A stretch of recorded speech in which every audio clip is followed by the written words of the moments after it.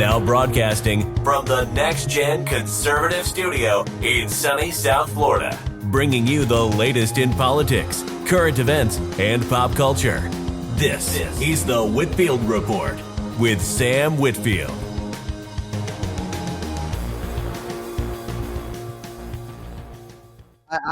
You know what?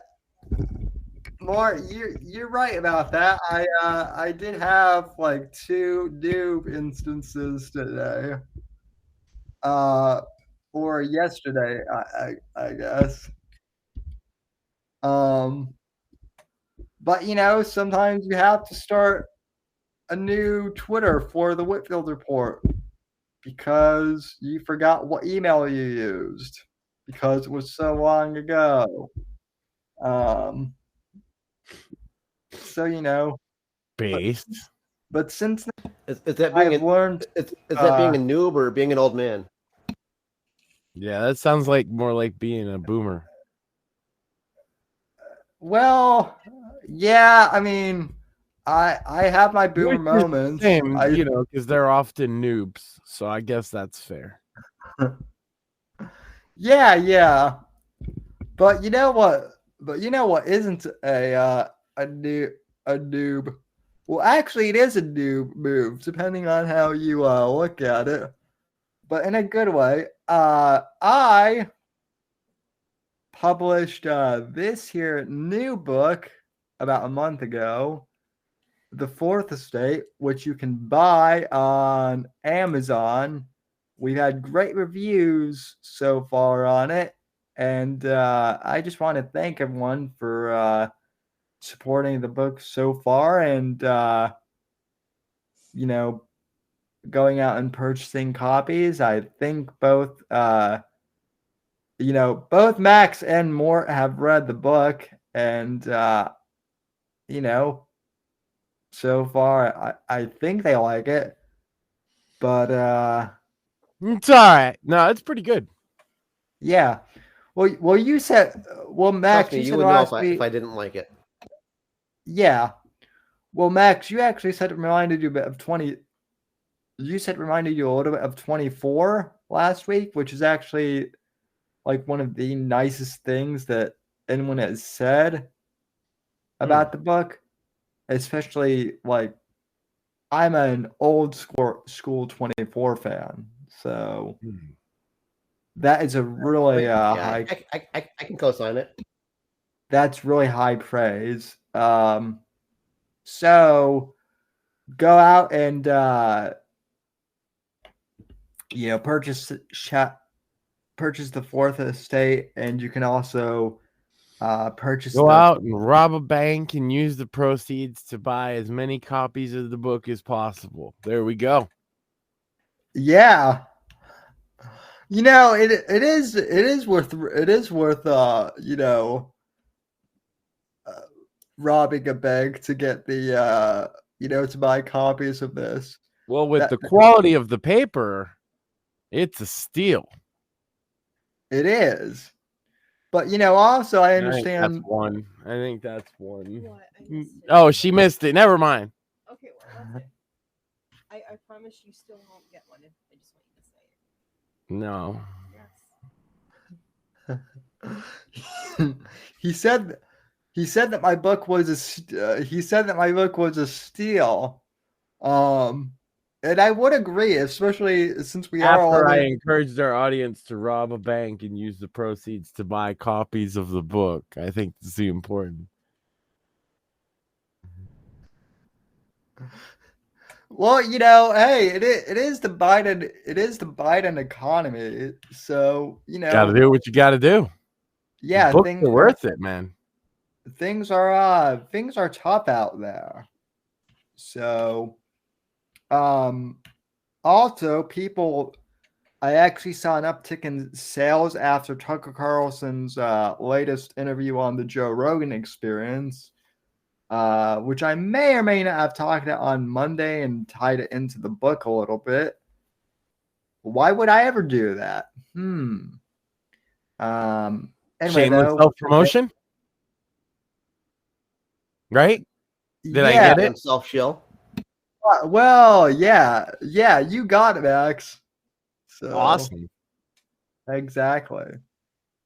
Uh, Shameless if you don't have any shame with it. So no, none whatsoever. Also, shout out to Shmuley for his kitten energy, and shout out to Dino Nuggies for being a 1 month member oh, of the channel. Very So cool. appreciate it. Anywho, the title of tonight's show is "Whatever Happened to '90s Liberals?"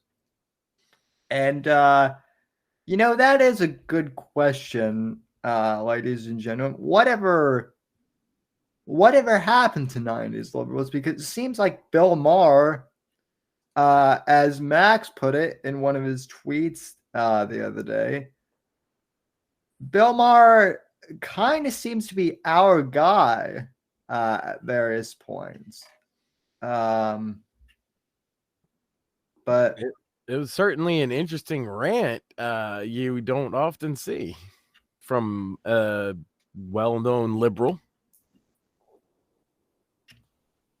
yeah, indeed. Yeah, Bill Maher definitely has his moments of thinking clearly. He does. I don't know if the thing with Bill Maher though Maybe we should is offer him a beer so we can come over our side full time. yeah. Well, I'm trying to find the clip. Oh, and I just found it for you all to watch because this is gold. This is gold, and I want to get your guys' reaction on the panel because I do have some questions, but I think that this is a banger clip overall. This is from Friday's episode of Real Time with Bill Maher. Let me cue this up. And let's go ahead and play this. One of the few people in the public eye who's gone through life and never had kids. Someone has to tell me, why am I always having to defend them? I don't even like kids, but I also think it's every adult's job to protect them. Have you all been watching the Max documentary called Quiet on Set, The Dark Side of Kids TV? OMG. Nickelodeon, it wasn't a studio, it was Neverland Ranch with craft services.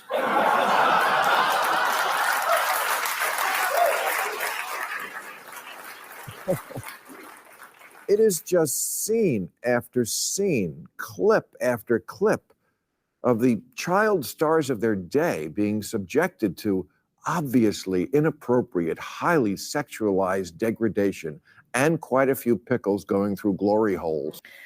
And I do want to point out here that now I understand why my mom really never let me watch Nickelodeon as a kid because of all this stuff. I've been telling But, my wife about this for years. She didn't really, I think, fully grasp until she saw some of them saying what was going on. Well, But yeah, these are basically child sex trafficking, as far as I'm concerned, is Disney and Nickelodeon. Well, and this is something I will would play agree. the clip, and then I do want to kind of break this down because there are a lot of people online saying, well, why are people suddenly paying attention to this because of the HBO documentary? We've been shouting out this for years and nothing has happened. And I just want to say that, like, kudos to HBO for putting this documentary out because, hey, if it Better helps, late than never. if it helps awaken more normies to this type of stuff, good on them. The documentary is sensationalist, but so's the topic. And if it gets the attention onto the topic, then if that's what it took, good, I guess. Yep. The problem is most of the people involved in the documentary have already gone through this fucking sadistic psychosexual torture camp. Yep. Right? There's kids currently at both of those facilities, Disney and Nickelodeon. I wonder what they're going through right now. Yep. Probably the same shit. All right. I was grossed out and I've gone camping with John Waters. I kid you, John. I love you. So I don't know if this documentary is the talk of your town, but it is out here because it didn't just expose a dangerous workplace. It also exposed hypocrisy. Because it must be pointed out that when the evil governor of Florida was saying the exact same thing about kids and creepy stuff at Disney that liberals now find intolerable at Nickelodeon, he was dismissed as a hick and a bigot. But why would a kids' content factory like Disney be all that different than the one at Nickelodeon? A 2014 CNN report discovered that at least 35 Disney employees had been arrested for sex crimes against children, and in 2021, Disney child star Allison Stoner confessed she only narrowly survived the toddler to train wreck pipeline. The next year, child star Cole Sprouse told the New York Times that young actresses at the Disney Channel were heavily sexualized from an early age. You know, so were male actors too. In fact, it's been highly suggested that Leonardo DiCaprio but he's citing specific sources, to be fair. Yeah, and I can appreciate that. I'm just pointing out that he's going out of his way to not make claims that he can't back up, it seems, actually. Right. And I appreciate that. So I'm also just doing commentary. I'm sure he's heard all kinds of things. We've all heard all kinds of things about these horrific, practices. Oh yeah. And yet nobody cares until light is shined on it. Well, hey, that's, sunlight is the best disinfectant. Willie Sutton said he robbed banks because that's where the money is. And the reason we find pedophiles in the Boy Scouts and the Rectory and kids' TV is that's where the kids are. DeSantis wasn't wrong, but we're so tribal now. The left will overlook child fucking if the guy from the wrong party calls it out. Sure, Nickelodeon messed up Amanda Bynes, but the Mickey Mouse Club was where Britney Spears got her start, and she's perfectly fine.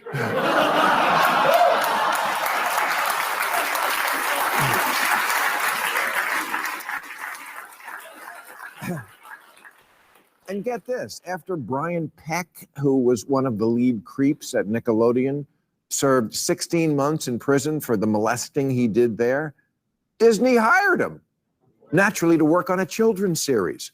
Oh, for pedophiles in Hollywood, it's a small world after all.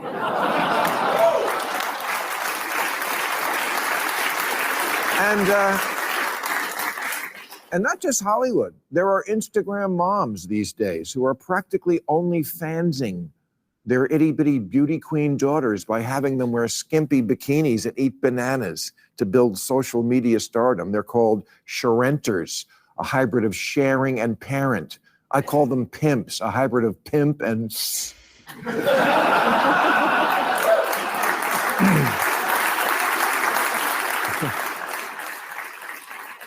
And people who believe in social justice have agreed this is wrong and this is bad, and exposing kids to an adult world of lurid costumes and garish makeup borders on abuse. Now, hurry up and get in the car. We're late for Drag Queen Story Hour. Okay, I have to admit, when the first time I saw this clip, I did not expect Bill to go here, but I'm glad he is.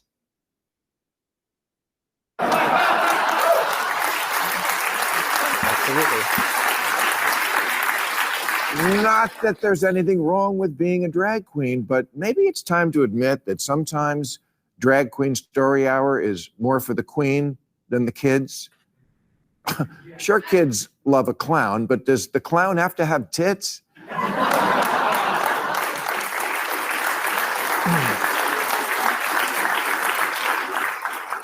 And when I see a 5-year-old tipping at a bar under a sign that says it's not going to lick itself, do I have to pretend that's cool in order to keep my liberal ID card?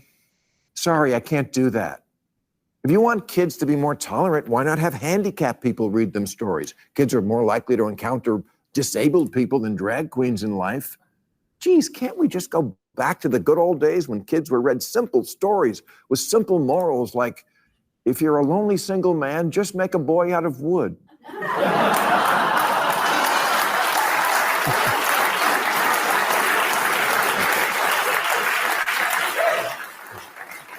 I've said it before, wokeness is not an extension of liberalism anymore. It's more often taking something so far that it becomes the opposite. Teaching kids not to hate or judge those who are different, great. Proud we got there, all for that. But at a certain point, inclusion becomes promotion. And contrary to current progressive dogma, children aren't miniature adults wise beyond their years, they're morons.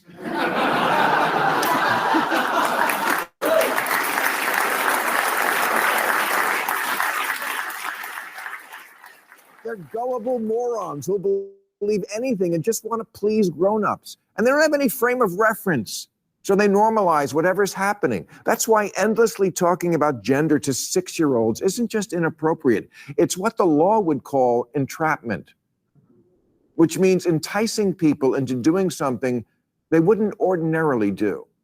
For example, after 9/11, there were several cases of overzealous federal agents leading sad losers into terrorist plots, like the undercover FBI agent who got 7 out-of-work dudes in Liberty City, Florida, to sign on to a plot to bomb the Sears Tower in Chicago. Oh, please, these guys didn't even have a gun. But when someone said, wouldn't it be cool if we taught the man a lesson and blew something up? They said, yeah, that would be kind of cool. Entrapment. Suggesting someone into something they wouldn't otherwise do. And if you think that some of that isn't going on with gender in schools, you're not watching enough TikTok videos. I pledge allegiance to the queers. I'm not allowed to be out as trans non-binary at school. So my response to this is to be as obnoxiously queer as possible. There's a certain kind of activist these days who wants to take heterosexuality, old school, old-fashioned, boring, minding its own business heterosexuality, and lump it in with patriarchy and sexism and racism and tell kids, wouldn't it be cool if you were anything but that?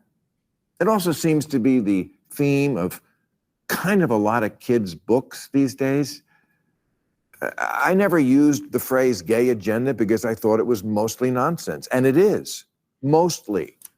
But a director for Disney television animation did say after she was hired, the showrunners were super welcoming to my not at all secret gay agenda. I was just wherever I could, just basically adding queerness. No one would stop me and no one was trying to stop me. Look, I'm all for adding queerness wherever. I put some in my drink before I came out here tonight.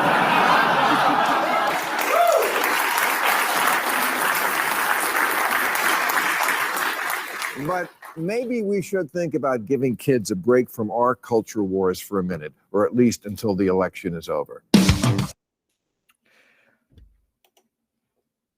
All right. No, Gentlemen. pump the kids full of more hormones, Bill. They need more hormones and tolerance immediately. It's an emergency. You know how bigoted those kids are, Bill? Those evil children without our tolerance and queerness they'll just be mean. And you know the trans people are killing themselves. Did you know that? It's a genocide against them by them. Because Yeah, you're mean. on their own damn side. Because you're mean, Sam. It's your fault. How How is it my fault? And Because you're specifically- mean. You're a bigot. And you're the patriarchy and whatever, cisgender or something. But you don't want them to use bathrooms, Sam. Cisgender. So we cripple. need to inject more hormones into the kids because Sam over here can't get with the fucking program. I mean, look, I am friends with you, so I guess that automatically makes me an asshole. I'm one of the partners in a media organization called Right to Offend. So yeah, clearly that does make me an asshole. Right. And if we don't do this, Sam, and we don't make all the kids trans, then if fucking some trans people, okay, are gonna kill themselves. Do you want to be responsible for that? But I'm not responsible because suicide is a person's own choice. And not under capitalism.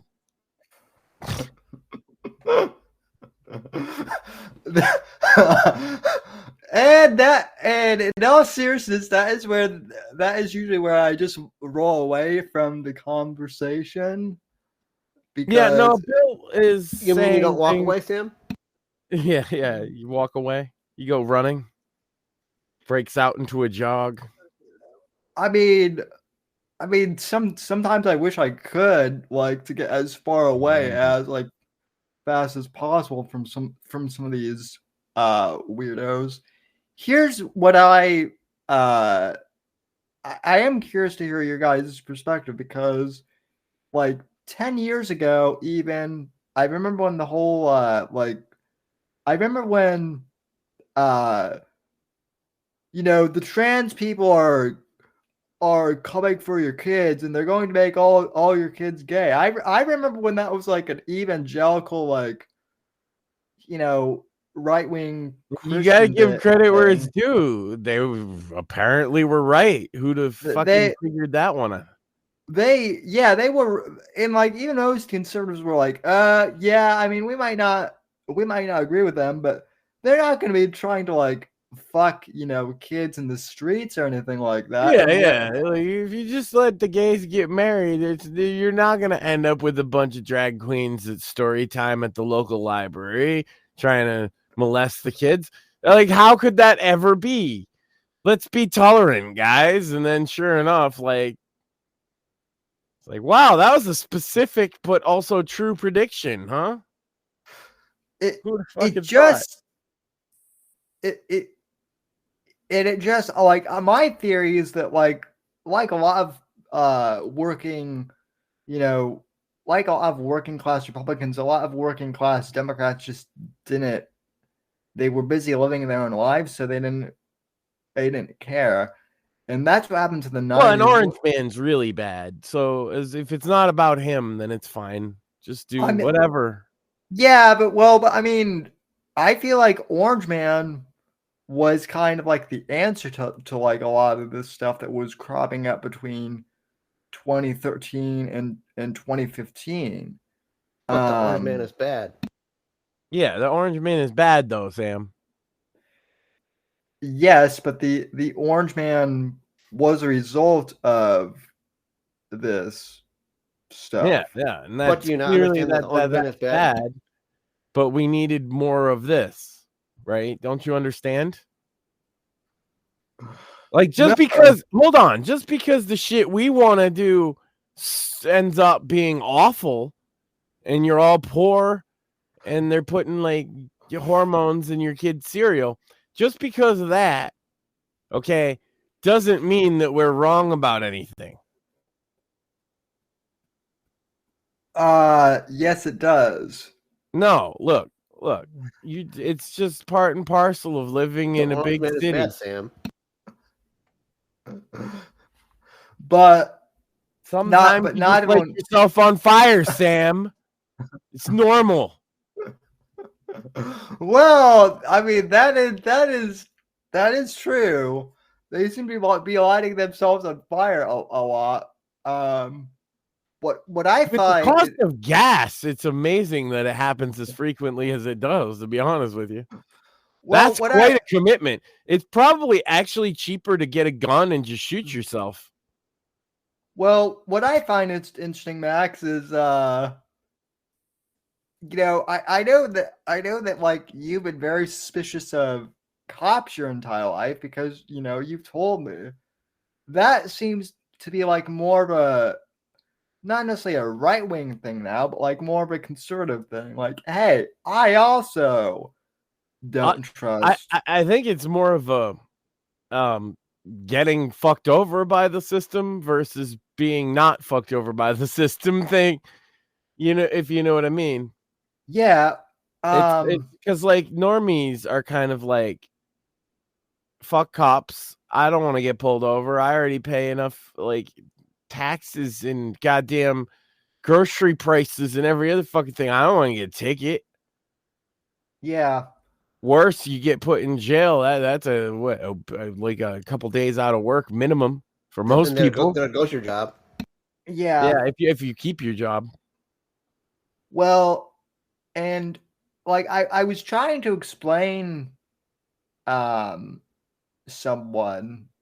I was trying to explain kind of your views to a neighbor of mine who watches this show, and I said, well, Max isn't like isn't really a diehard conservative. I mean, I guess now he could be considered one, but Max is just a normal guy who like grew up listening to Rush Limbaugh, but also grew up listening to 90s metal and gangster rap. And so, and somehow found like a hybrid of, those two. It's really interesting how like people try to put you in a box, and yet because you can't, it just fucks with people's mind, and that's one of the reasons why I like hang out with you. Well, I do sometimes disappoint because I'm not like a hardcore like evangelicon or something. But I don't know, I have a punk rock mindset, and the people in power that were fucking us for the longest time were, at least if you're anti-war, that's the biggest one, it were Republicans. And if you were like you mentioned, if you're into Dungeons and Dragons or metal music or gangster rap, it was stodgy old Republicans that were against you, not Democrats. Although Tipper Gore tried to ban a lot of music her damn self, right? Yeah, so it's always more of like the Republicans were the enemy that I saw, especially on the war issue. You have to remember, being my number one issue for most of my adult life. Yeah. Fuck George Bush. I still say fuck George Bush. I'm not gonna fucking sit here and like be apologetic because he was a Republican. Fuck him. No, I'm on that same boat now too. Especially like, I mean, I'm sorry. This might seem like a lame excuse, but like the fact that like he supposedly is ideologically different, quote unquote, from Barack Obama, and yet you see pictures of him giving him like hugs, like he's like a long lost brother or something. I mean, Trump is right that like there literally is a uniparty at times. It seems. Yeah, and that's why war involved. Yeah. It's especially if it's war related, it's all of a sudden they're all on the same team, and you kind of see that, and you see things being me, like two friends dying in that war, and here we are, 20 years later, 20 years on. What did they die for in Iraq exactly? I can't give an honest answer for that. because Um, whatever the answer is, it's not something good. I It's not mean, worth young men dying, Absolutely old men not. getting rich on their back. I mean, nothing. And who was opposing the war? Ron Paul. Yeah, not John Kerry for the record. So that's why I got a very. I already had like looked into alternative ideologies by that point because I was an edgy guy. But by that point, I knew like the two parties. They neither one had nothing for me because they were both pro-war. John Yeah. Kerry and George Bush ran against each other. Neither one of them with the idea of ending a war. No, I don't. And I then don't. Obama won on saying he was going to end a war, and then didn't. A lot of people like to forget that. Yeah, and also saying that he would do things like, declassify the 9/11 documents, and then never did that That's either. so minor compared to the war thing. No, I know. He promised to end 2 wars, and he expanded into other countries. It's the most egregious lie of a political campaign, I think, in American history. I'm pretty sure it's the most egregious campaign lie ever, was that he was going to end wars. And that is why he got the nomination. And that is maybe not why he won. He won because a lot of people wanted to vote for a black guy. Let's be real. They wanted to be able to say, oh, see, we're not racist. We had a black guy. But like he got the nomination because of his explicit anti-war stance. And he didn't do anything remotely like that in his entire presidency. Nope, not one bit. Also, I'd also like to point out that like the Hollywood types like Sean Penn, who were supposedly anti-war during, the Bush administration, not a peep out of them when Obama was droning. Of course not.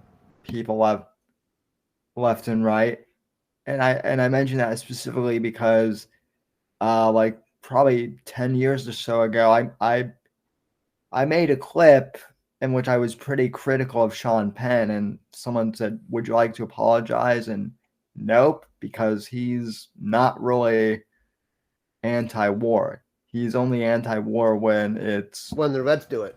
When the camera's on. Yeah. When the camera's on and it's the trendy thing to do. That's the answer to your question, Sam, is it became trendy to be on the far left of any given issue, whereas in the 90s liberal days, the liberals were laughing at the far left. The Simpsons would make fun of vegans, right? Like the left used to make fun of this element of itself, but then for whatever reason, Orange Man is bad, so they've trended in a direction where they don't even stop to think about the things that they're doing, particularly to kids. And it's like I've been saying all along, like when normal people, they don't confront this shit, Sam, because they're not looking for news articles.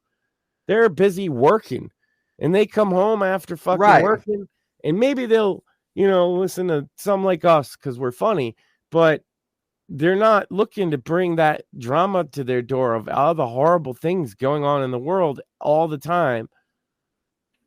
But when you bring the stuff about what's happening to kids at like Nickelodeon to their front door all of a sudden, yeah, they do feel some kind of way. They're still there, the 90s liberals, as you put it. But they stopped paying attention because they're not trendy. And in fact, they're worried about getting canceled. Because for having like actually speak up. Like think about this, Sam. The liberals used to love South Park. Now you could be canceled and fired from your job if you were to like post a South Park meme. That is, and that's incredibly. I know you're right. Mm-hmm. It's incredibly sad that we've gotten to that state now. Yeah. In our Like I say, society. continuing the analogy, this guy, he works 40 plus hours a week, everything is so much more expensive. Food, shelter, whether it's your rent, your mortgage, it's probably going up because of inflation. Even if it's not, your other bills are probably going up. Electricity, my God. And you come home, and if you go on social media at all, it's to talk with your friends about the last TV show you watched, or if you're going to play a video game before you go to bed tonight, to wake up and do the grind all over again. They don't have time or mental space to deal with all of the issues. Like, most people don't like politics like this. So when it gets brought to their front door in such an egregious fashion, I'm telling you, those are not the people you want to get politically involved. Normies, if they get politically involved at all, the results are not going to be what a lot of people seem to think. Because the left-wing activists think, and the right-wing activists both think the same thing. When the normies wake up, they're going to take my side. No, you're waking the normies up, and they're not going to take any side except their own, which is to get rid of your big mouth and your big mouth. Right. Trying to tell them what to do and how to live, and they don't fucking appreciate that shit. It's hard enough out here when you're trying to struggle by with your daily fucking routine. And so again, that's why I do commend HBO for putting that documentary out, because or not, you might say, oh, well, that documentary was too little too late. Yeah, but a lot of normies still watch HBO. And they hear from their friends because they grew up watching Nickelodeon themselves, and they're horrified. And it's a viral thing. It's a good thing. Look, I've been talking about the abuse I've personally witnessed in the entertainment industry on the show before, okay? This is a thing that's very prolific in the entire industry of entertainment from top to bottom. Oh, yeah. There's a lot of things that have been ignored. It's not being ignored anymore. That's a good thing. Because these children were being abused by adults that they were supposed to trust. And for what? For silly children's entertainment shows that aren't even very good. And the only reason people go back and they're like, oh, I used to love that, it's because they grew up watching it. Look at it now. The comedy is written for small children, right? And if you watch these shows without the context of you watched them as a kid, it's bad. They're not even good shows. Right. They're made for kids. They're low effort. I'm sorry if you really, really like some Nickelodeon or Disney show, but be honest with yourself.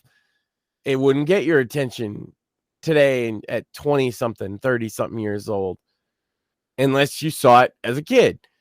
And I just don't think we need to put kids through these torture camps, okay, for shitty sitcoms. Yeah, that's not worth it. They grow up all fucked in the head. They get abused. It's not worth it. Yeah, and then some of them may or may not continue that cycle of abuse too. Drake Bell. I'm not saying all of them do, but certainly some of them, do. I mean, it's a pretty clear delineation that child stars end up fucked up going back to the 50s. One of the first, teen idols was Ricky Nelson. You know what happened to Ricky Nelson, Sam? He committed suicide, right? He blew his fucking brains out. Yeah. Yeah. Yeah. And that was one of the first ones, right? It's always been a cancer. And it's like Bill said, the bank robber goes where the money's at. The pedo goes to Disney. He goes to fucking, and then the guy that wants to be like a creepy rapist might do casting couches for Hollywood. You go where the thing is, and it's easy for them to do this. They not only do they not need to cut the parents off from these kids, as you might see if you watch the documentary, a lot of times the parents basically encourage what's going on without even knowing it in some cases. Yeah. If I was a Dude, you child- gotta do whatever you gotta do to get ahead over here at Disney. And they don't know that they're literally telling their kid that they gotta blow that guy. That's what If they I gotta was- do to get ahead. If I was a Yeah, child actor, it's, there's no way in fucking hell my mom would have allowed me to be around them alone. Well, they all got nice smiles, and they've obviously they figure out whose parents are gonna fucking pay attention and whose aren't. Yeah, they're all fucking shitty parents. And I'll tell you this too. The reason that some of this is coming out now specifically is because of the change in the way NDAs work. You see, prior to 2019, I believe it's 2019. I could be wrong. It could be 2020. But either way, you could get an NDA for criminal activity, meaning I witnessed criminal activity, but I'm signing this NDA saying I won't talk about it for money. That's not allowed anymore. You can't use an NDA to cover up criminal activity anymore. Is that because of the Bill Cosby thing specifically, or No. the Harvey Weinstein? No, it's unrelated, but it's a similar kind of case. I wouldn't be surprised if it was as a result of Orange Man. No, it's just an unrelated. I know everybody wants to pin it on something. It was a case that was coming through because of a court. There's a court case for everything, right? And it was regarded of a criminal nature, and the person came out as a whistleblower, right? And so the decision was, if you have an NDA prior to this cutoff date, okay, those are still in place. But going forward, you cannot legally do an NDA for criminal behavior. Damn. And that is why a lot of this stuff is coming out, because you can't just NDA it anymore. It won't hold up in court if you do. And by the way, remember, nobody could, maybe this is just me from like my experience again with music industry stuff, but nobody can ever NDA you to shut up about something criminal anymore. They can't just bully you with money. That's important. If you ever witness something like that, you now can't just be silenced with an NDA. And so people out, and people are testing the old ones to see, hey, maybe a judge will say, no, this shouldn't be upheld. But that's how they used to. Here's what they do, bro. Hey, we know you were there when such and such went on. Here's $20,000. Sign this. Man, I'm scraping by groceries, bro. I'm trying to, get a car, and because I was a young man, and $20,000 is a lot of money. And maybe what I saw was fucked up, but maybe I really needed that money. I say test all the old NDAs. Yeah, that's the other thing is people are like, can of worms, though. We don't even have enough like court to deal with that. Do you know how crazy? Oh, I know. It would be a massive thing, massive undertaking. So it's gonna have to be done one by one when they want to break them. Yeah. Well, right now some people are coming out and breaking them, and other people are not, and some of them have been upheld long after everybody involved is fucking dead. It all matters. It also depends, and I hate to bring this, who can afford to break them too, because this is true. Because that's what I'm saying. Like, if you're that guy that took the money because you needed it, well, who's to say later on you still aren't, like, just because you got to pay off doesn't mean you're rich, right? You got 20 grand. Okay, it's been 10 years, right? And I don't have the money to sit there and go to fight with insert big record company here, right? That has they have 15 of the top lawyers in the country on the books at any moment they can just call.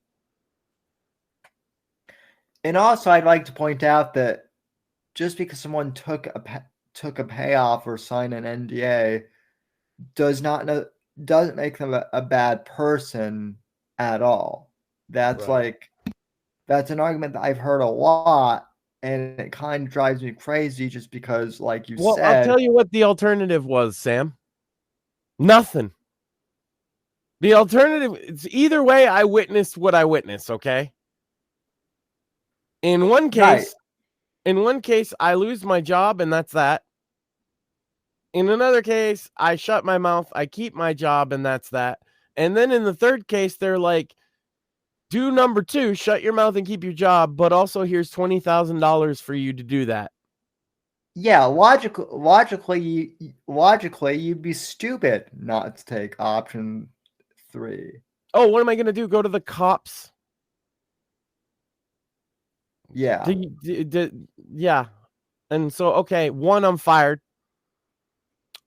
2, I'm blacklisted from the industry, right? 3, nothing's going to come of it. Guarantee you nothing comes of it. They're like, oh, we hear that you're, doing XYZ with teenage girls. Well, there's no evidence, and see, all the teenage girls say that that's not true. And this guy was here. He says it's not true. Oh, that guy? Yeah, we just fired him. He's crazy. And nothing happens. So your options are to get blacklisted from the industry you work in, shut up and do nothing, or shut up and do nothing and get paid 20 grand and then regret it later on. Yeah, it is truly awful.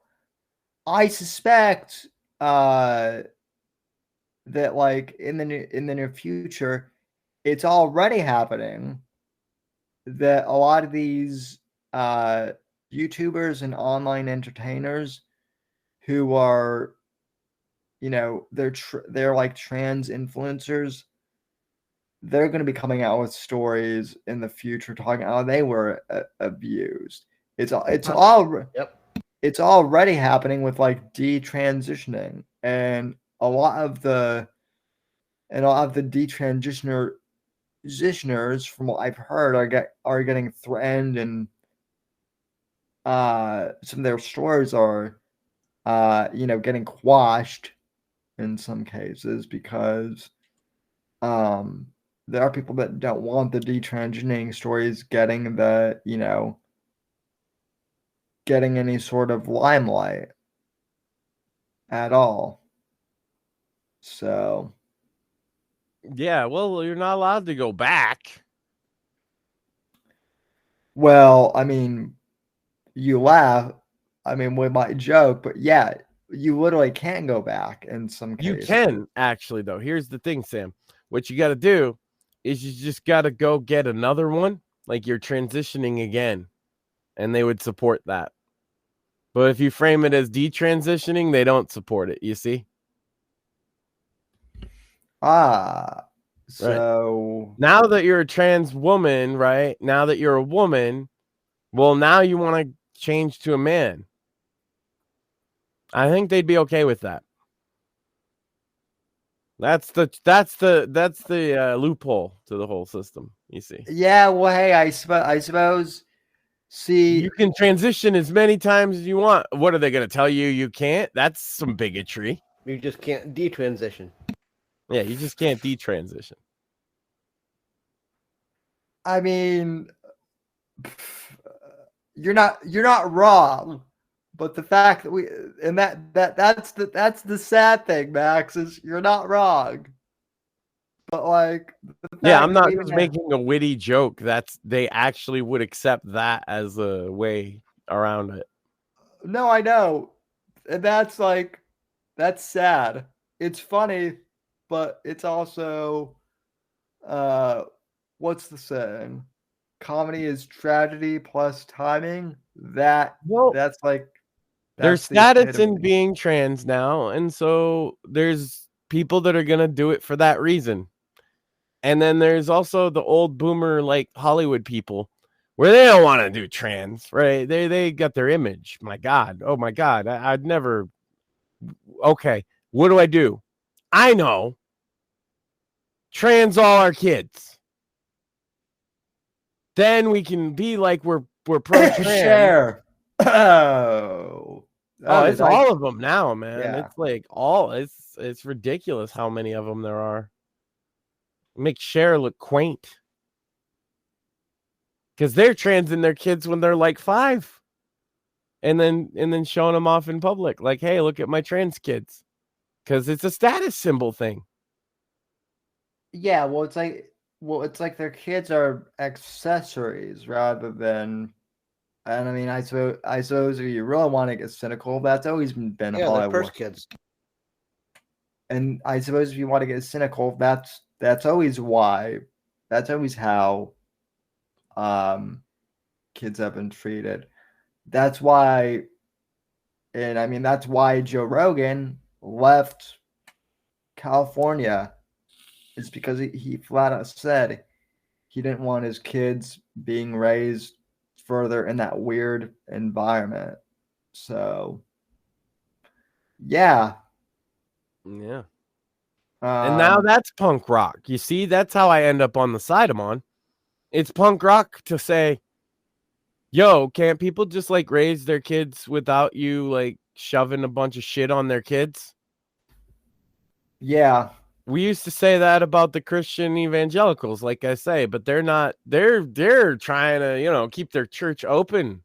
If anything, they're too busy in a lot of cases. I mean, you hit on it with the Loomer video and stuff. There's certainly extremists on the right out there pushing shit that's crazy, but it's not those same evangelical Christians that I used to have, butt heads with. They're busy. They got other shit that they're worried about, Yeah.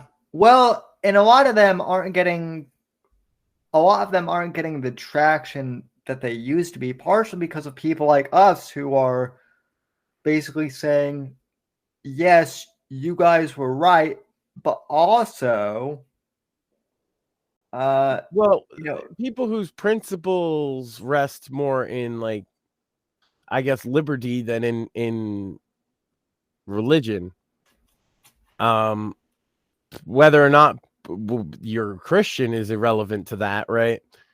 Where it's like like for example, DeSantis got himself in trouble this week, I think, because he says that he's not going to recognize Satanists as a legal religion.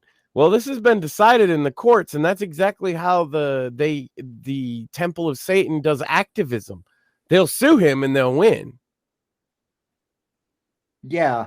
So, I mean, and you give them reason to, you give them motive to, and the Temple of Satan, he's right in a way because they're not a religion. They are an activist organization, but they also know how to work the system. And that's a battle he'll probably lose. For the governor to say he will specifically restrict the freedom of expression of this one particular subgroup of people, he's going to lose. He's on the wrong side of that issue. He's going to lose. Yeah. Just because those people are Satanists doesn't change it. If they were fucking, whatever other good religion you think there is, right? It would be the same thing. The governor's saying, you're not allowed. I don't think yours is real. That won't stand. Well, and that's, and that's the other thing too, is it's all about perception. There are people who think that like all Satanists are like inherently evil, but like I know people who I went to college with who claimed to be Satanist, and they weren't evil. They were just ambivalent. Well, if you read the Satanic Bible, which is what these people claim to believe, it's more like edgy libertarianism. Yeah. That's basically what it is. It's like Ayn Rand, only like dressed up in a cape with a naked lady altar and a snake. That's all it really is. But the Temple of Satan in particular, though, as an organization, are explicitly left-wing activists. Like one of the things they're fighting in court right now in Texas.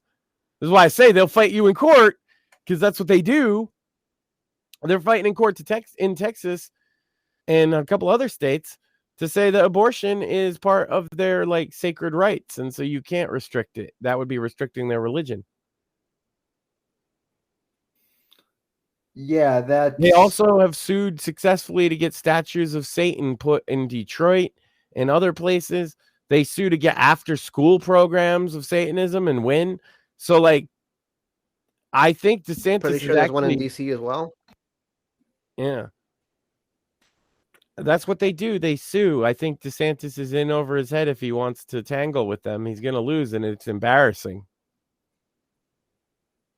So then what do you do if you find it morally if you don't want it in your community? If you don't want it in your community,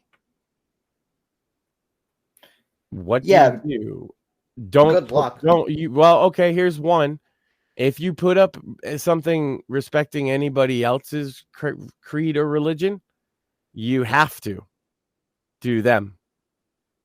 So if you don't want that, then you don't want any 10 Commandment displays, any Christian displays either. Why should yours get favored over any other religion? The rule of the land is specifically not to do that, right? No one gets favored over the other. So they have to treat them all equally. I understand what you're saying, Sam, but the answer is you don't do anything about it.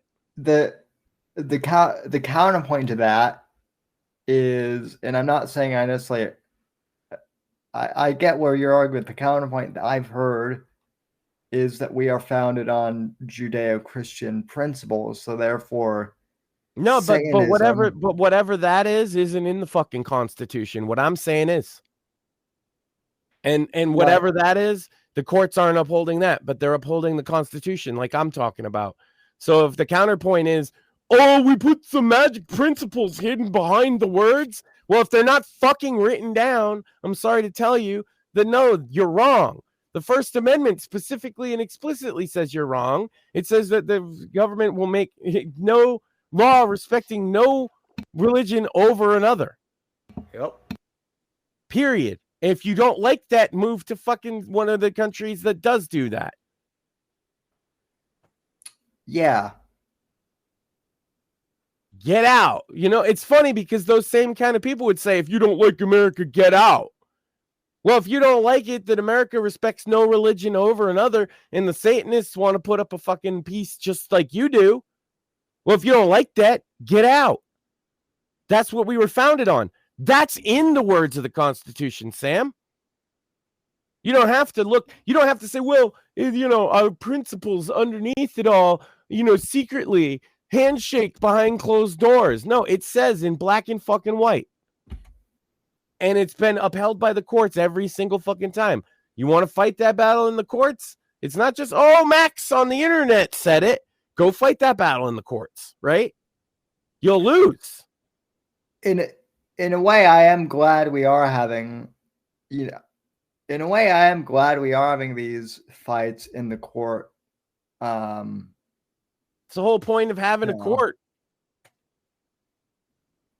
So, yeah, I mean, I definitely, Satanism is one of those weird things because there definitely are Satanists with evil intent,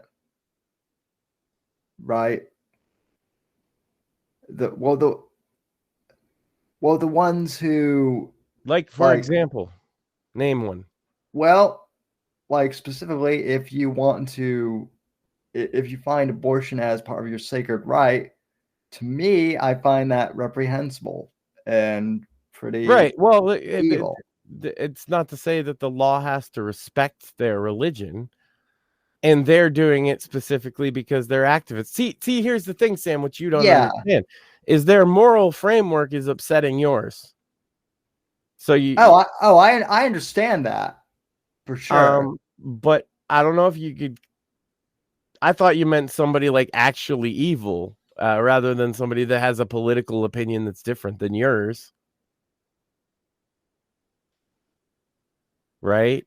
Well, that's the whole other thing, though, is like what, we could get into a whole philosophical conversation of what is evil then, Right. too.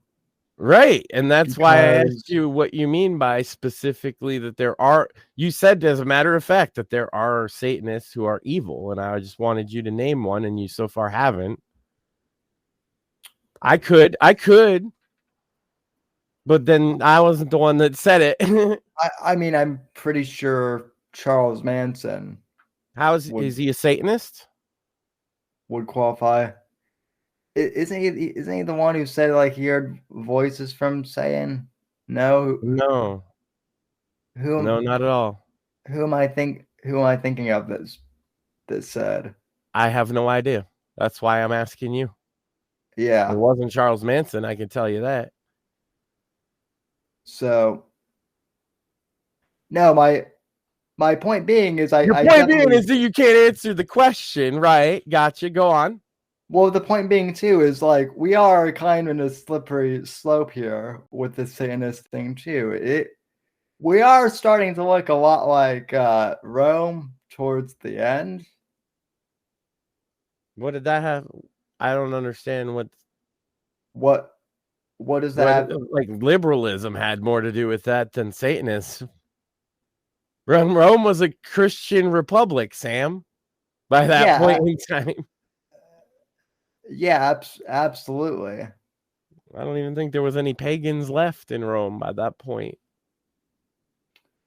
Well, it started to go downhill when they were, in some of the writings once gender became a huge issue.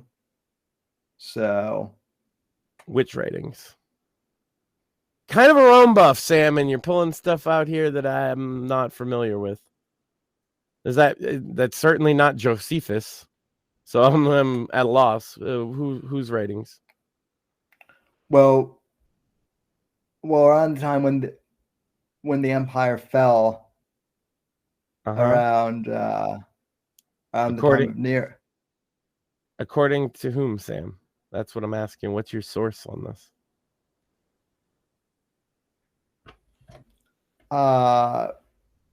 Because I've read Josephus, Sam. Yeah, that's the history record of the day, and nothing in that has anything to do with like gender getting out of control or anything like that. So sounds like a modern made up thing that you probably heard somebody repeat. Yeah, it sounds like something like one of these people would say, one of these like, I'm a right wing Catholic guy or something. But no. No, Rome didn't have it. Yeah, I'm actually trying to find the citation. Yeah, where I saw that from a few years ago. So fair enough. No, I get it. You don't remember everything. That's an interesting take I've never heard before, and like I've read like Roman history in Latin. I'm kind of like into that. I could sit here for the next 2 hours and bore everybody with a lecture about the fall of Rome and why it happened. Gender's not going to come up, Sam. And I probably shouldn't, because nobody would find that particularly interesting. Well, I actually do find the fall of Rome. It definitely was a lean towards progressivism. As we would understand it. I mean, yeah, they let the Visigoths and the Goths in the doors, right? It was Romans that did that, and they did it for the same reason that like leftists would invite, like a criminal murderer in the doors, because it's the nice thing to do, So certainly you could point to it being more on the liberal end of the spectrum. I'm not saying that that's incorrect. But I'm unaware of any period at which point in Roman history where they were like gender confused at all. That's actually not at all how Romans. They're very big on their gender. Yeah, They could be gay. yeah, That yeah, was a thing, but that's not gender. That's different. yeah, and that definitely was a thing. At points in time, and mostly only for like rich people, but yeah. Yeah. Well, I mean, the satanic thing, I mean, let me ask you this. Would you really want the satanic church or whatever getting more influence than they have? The Church of Satan? Yeah. Yes. The temple? No. But I'm actually familiar with what I'm talking about to make that kind of conclusion. What's the difference? We've established you might not be, because you did say that there are evil Satanists out there and then couldn't name one. Me and a lot of other people, to be fair. So I'm asking what. Well, the Church of Satan is why I say that. The Church of Satan is the original, right? And they actually have like a trademark on the word. Yeah. And they're basically edgy libertarians, and they're with us on the woke shit, because one of their first rules is not to harm children in any way. Okay, what about the Temple of Satan? Because what I think of them, they're a political organization masquerading as a religion, because they use the idea of being a religion to fight and win in the courts, because people kind of like you're doing now, but also DeSantis is doing, make a lot of assumptions that it's okay for them to exclude Satanists because they're different. Right. Well, I think to be fair, a lot of people. That's why they win in the courts, though. They're not different. I think a lot of people think that. I think a lot of people lump the church and the temple together. Sure. And any asshole that says they're a Satanist, right? On the street. Yeah. Right. Sure. And a lot of them are saying it now because it's edgy and popular among being a far leftist, right? Yeah. But no, because when you say the Church of Satan, there's an organization, they have rules, right? And they're very public. And by the way, they do pay taxes, right? They've specifically not accepted a religious exemption for taxes. Right.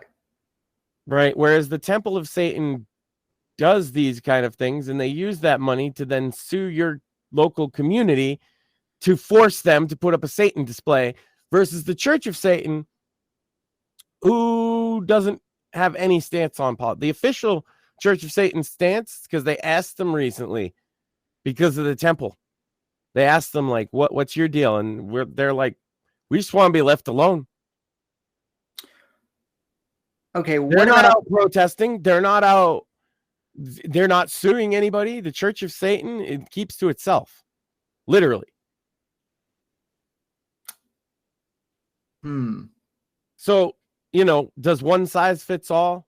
And also, who are you to decide if, okay, their beliefs are edgy, or like you don't agree with them, but like, who gets to say objectively that their beliefs are the one that doesn't get to come to the table? So then, I'm going to jump in real quick. I'm not saying he's explicitly evil, but the only Satanist that I can name off the top of my head is Anton LaVey. Mm-hmm. He's the founder of the Church of Satan, right? The one that wrote all these lame libertarian edgelord principles, right? He never got arrested, never harmed anybody. I just don't know enough about him to say whether he's evil or not. Well, I mean,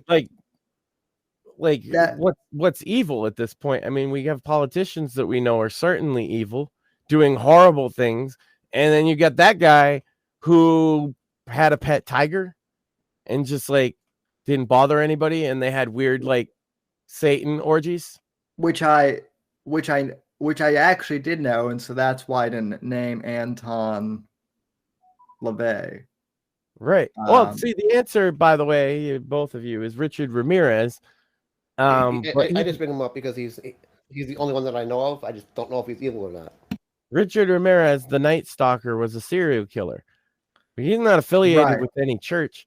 He just there's a type of Satanist, I guess you could call it that are like, I believe in the Bible and everything it says, and that God is good, but I'm crazy, right? So I like the bad guy. That's him. He's crazy.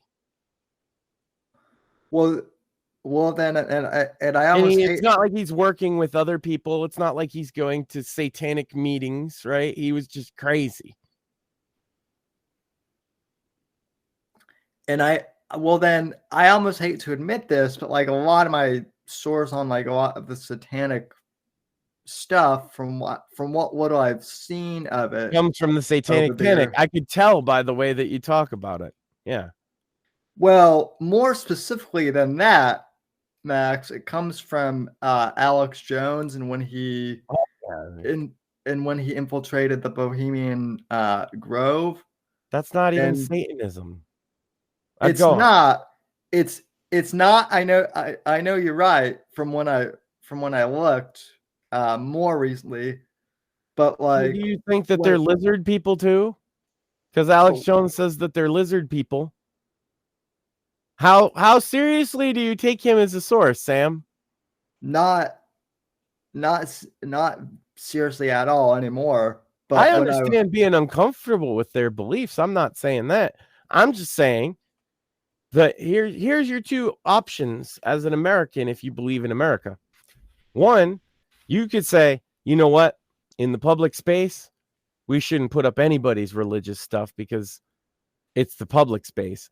At home, I can put my cross up, and he can put his little satanic pentagram up in his house. Right. Or let's put the 10 Commandments in the public space, and also they're going to put up a satanic diorama. Those are the choices. You don't get another choice. Which I agree with. I see where DeSantis is coming from, though. That's my point. And I think a lot. Well, I hope it fucking costs him what left he has of a career after the shit show of an election that he has, because he's going to lose. Yeah. Badly in court. It's not even going to go to the Supreme Court. They're going to laugh at him. It's such an obvious violation of the First Amendment. I get that, why people would want to have a contrary opinion to this, but like, I mean, you just read case law regarding the First Amendment and religion, and you're going to find that the Satanic Temple, not only are they going to win, they're the plaintiff in a lot of those wins. Yeah. It's what they do. It's literally like challenging, a llama to spit at you or something. You know what I mean? Like, it was probably going to happen anyway. Now you're going to make it happen. Yeah. Well, and then they're gonna be all aghast and appalled because they're gonna have like a Satan diorama at a fucking public event in Florida because of DeSantis' own fucking stupidity. Don't even blame the Temple of Satan. As much as I hate those guys, blame him. Yeah. No, I agree. I agree that it's stupid. I'm just saying I think part of the reason why he's doing it too, if I had to bet, is because there is a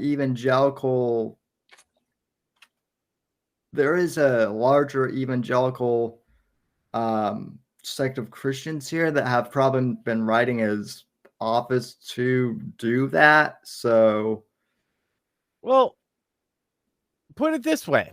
Ignore it being Satan for a second.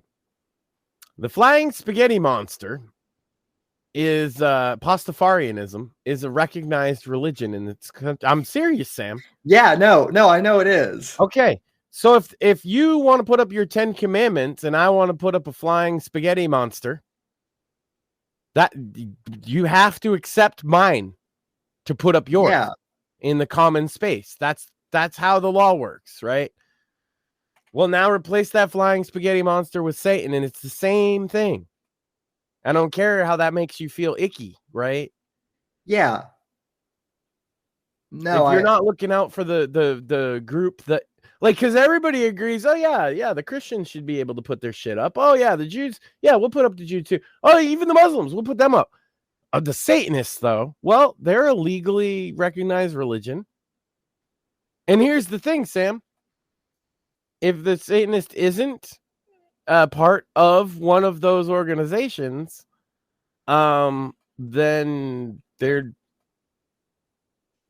not really a Satanist by law, right? Yeah. Well, I mean, you have a lot of edgelords that I suppose say they're Satanists but aren't. What does that mean? Well, that is that the same as like, oh, well, there's a lot of Christians, but they really aren't, right? You're judging a man's faith. I believe that they are genuine in what they say. I just think you don't understand what Satanism is. No, I don't, and I'm saying there are lots of others that they are literally atheists, Sam. Yeah. They're atheist libertarians. The metaphor is that Satan is opposing a tyrannical force that they're seeing God as being. And also, it's all edgy and gets people real upset. Yeah. That's what it is, right? That's literally what it is. They don't worship anybody. Not the devil, not nobody. Themselves. And I understand that. I'm not even arguing with you. I'm just saying I can see where, particularly in Florida, why people would want DeSantis to take this on. I don't think they do. I think that he wants to take this on. Yeah. Nobody demanded that. Nobody was like, yeah, we got to have him crack down on the Satanists' free speech rights. Nobody was saying that. He thinks it's a hot button issue to get attention on. And I'm just making a point to be like, maybe if you don't understand any of this stuff and you don't understand the legal history of it, like you right now, maybe you're in over your head in the conversation and should bow out of it. That's what I'm saying to him. You kind of at least have the sense to do that, Sam. And like, you're like, you know what? I probably don't know. Yeah. He's not doing that. He's doubling down, digging his heels in. Good luck to him. I hope it costs him an election. Another one. His lifted heels. Let us not forget that he's like a loser by, Well, he's not running for a third term as governor. So did he tell you that? I don't. Just like he wasn't going to run for president. He told you that. Well, I don't think he can. Florida's a two-term state, so. Well, I'm sure he'll run for something. Oh yeah. I'm sure he will run for Senate, and that race will be funny to watch him lose if he does. This is one of those things. What else we got, Sam? We've been on this too long, huh? We have a couple other topics. We do have Lauren Southern finally. She's been calling out the I guess the manosphere hypocrites, which we've been doing for like a while now.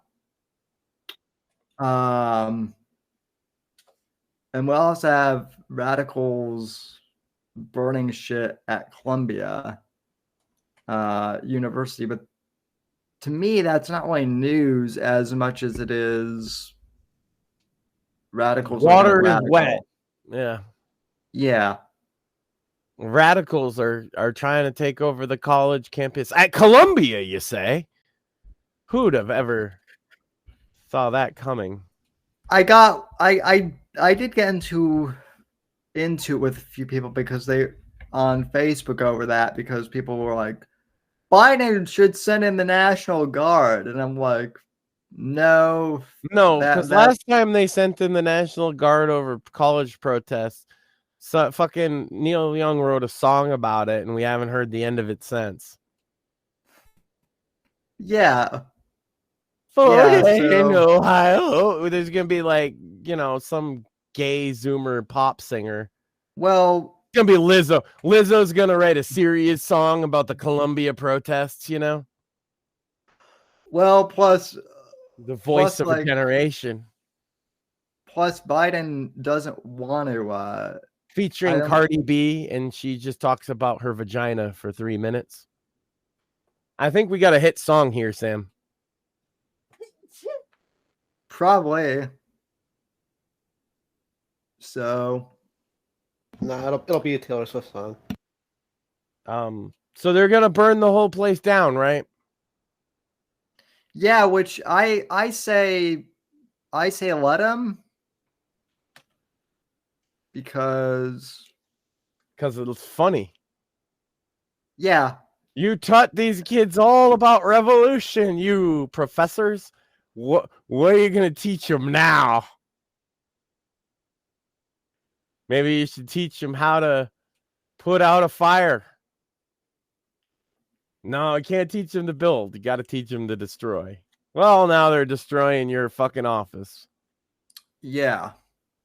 Well, and the other thing too is it's not like the professors are going to learn anything from this either. Let me see if I can find the clip there, Sam. But there was an interview, a quote-unquote interview of two students that were like, we don't even know what we're protesting for. Based. Let's tear the motherfucker down. Why? I don't know. Because I have to go to school here and it sucks. Well, no, Max, you can just do courses online, which is what they're doing now. So imagine paying like, here's the part that I find funny about this is imagine paying for like a dorm and like all the expenses at Columbia, but then like being forced to basically do all online classes anyway because of. Found it. It's in the Twitter group. The board over there at Columbia should all give themselves raises. That will help the situation. You say that, but they'll do just that. Yeah. So. They probably did. That's probably what's causing the riots. Max, what university did you go to? I went to the University of Hard Knocks. It's the streets. Ding ding ding. Yeah. I was actually hoping that you would say just that because like you're more well read than. I was just thinking, like pay of all this money to the college for them to say, "Hey, read a book." They don't even give you the book. You got to pay for the book and the class and the test. And the answer was read a book. Yeah. That's so funny to me. I'm sorry, college people. You fail. I'm sorry, college people, that I find that fucking hilarious, but you paid to be told to read books that you probably don't even care about or remember. That's great. You're all a bunch of suckers, I just want to say. I love you. Yeah. You're beautiful. But man, what a grift. No, No, it is. I was told that I would get a job. The thing I find kind of funny now is Oh, I was told I would we'll have guarantee you a job right out of school. They got you with that one. yeah, That's the yeah, classic at and this point. That's like every then person in my generation was like, they promised they'd get me a job and then they didn't. well, what was even funnier was they like when I was in college, while I was in college, I was freelancing or starting to do freelance, and I was told that's a waste of time. And as it turns out, because of between COVID and all of that thing, which some people are still freaking out about for some. The rise of gig work, basically. Yeah, I mean, yeah, say what you will, but if you're good at good working, if you're good at gig working, you can actually make some decent money at it. Mm-hmm. And yeah, What I'm gonna do, Sam, is I'm gonna tell you you should read the Bible. That'll be $6,500. Don't worry. When it's done, I'll sign a piece of paper that says you got a degree.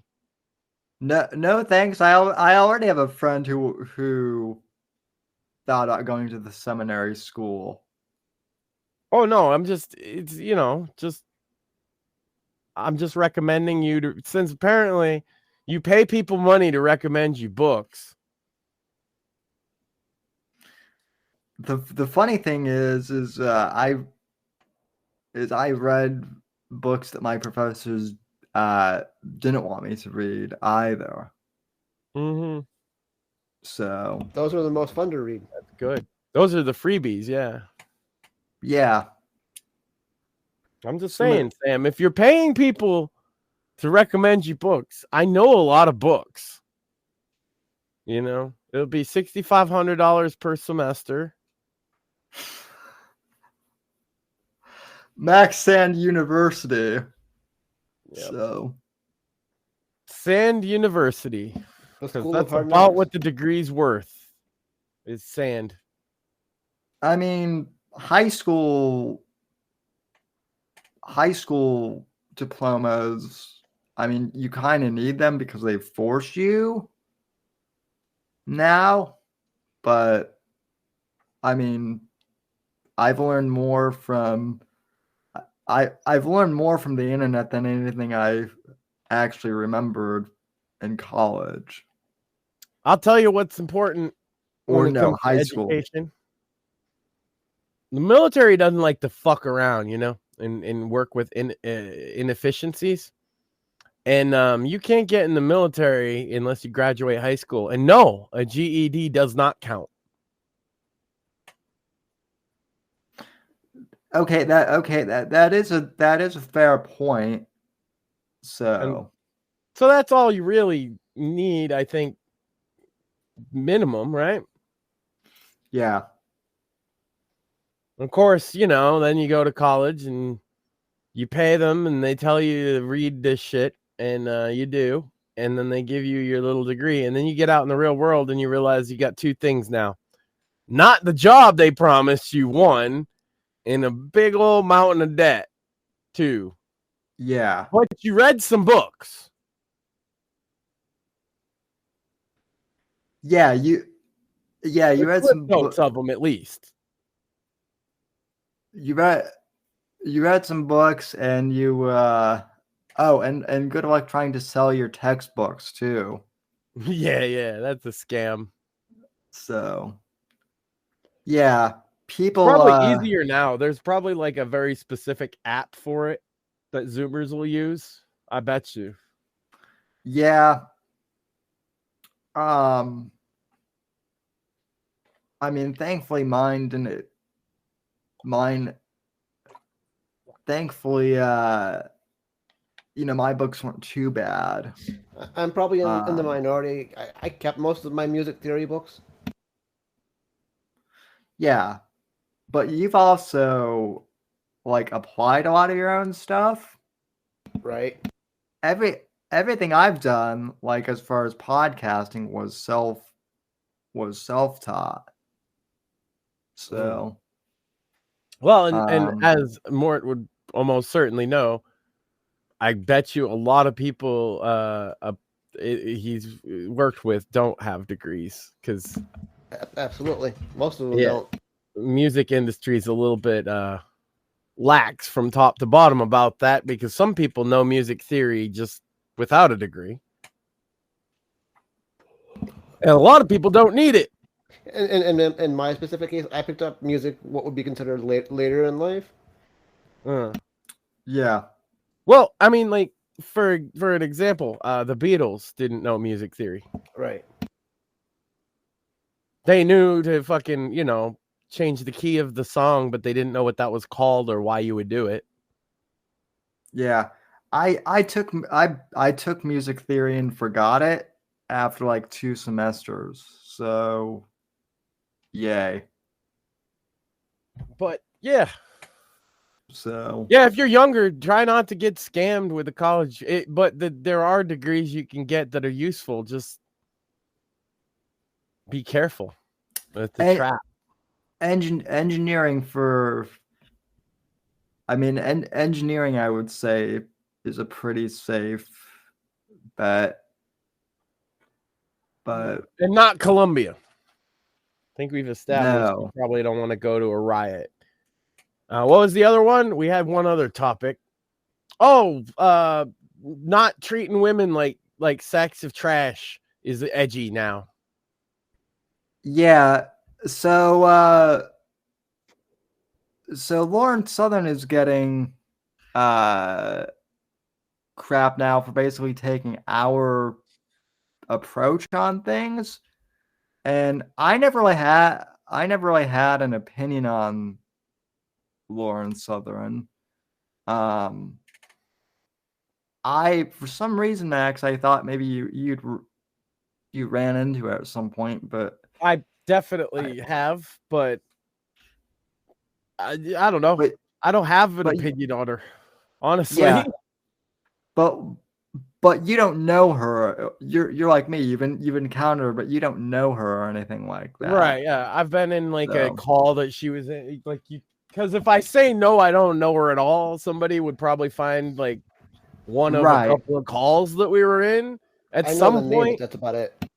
But they're open, live stream debate kind of stuff, and I didn't really talk much to her, so I honestly don't have much opinion on her.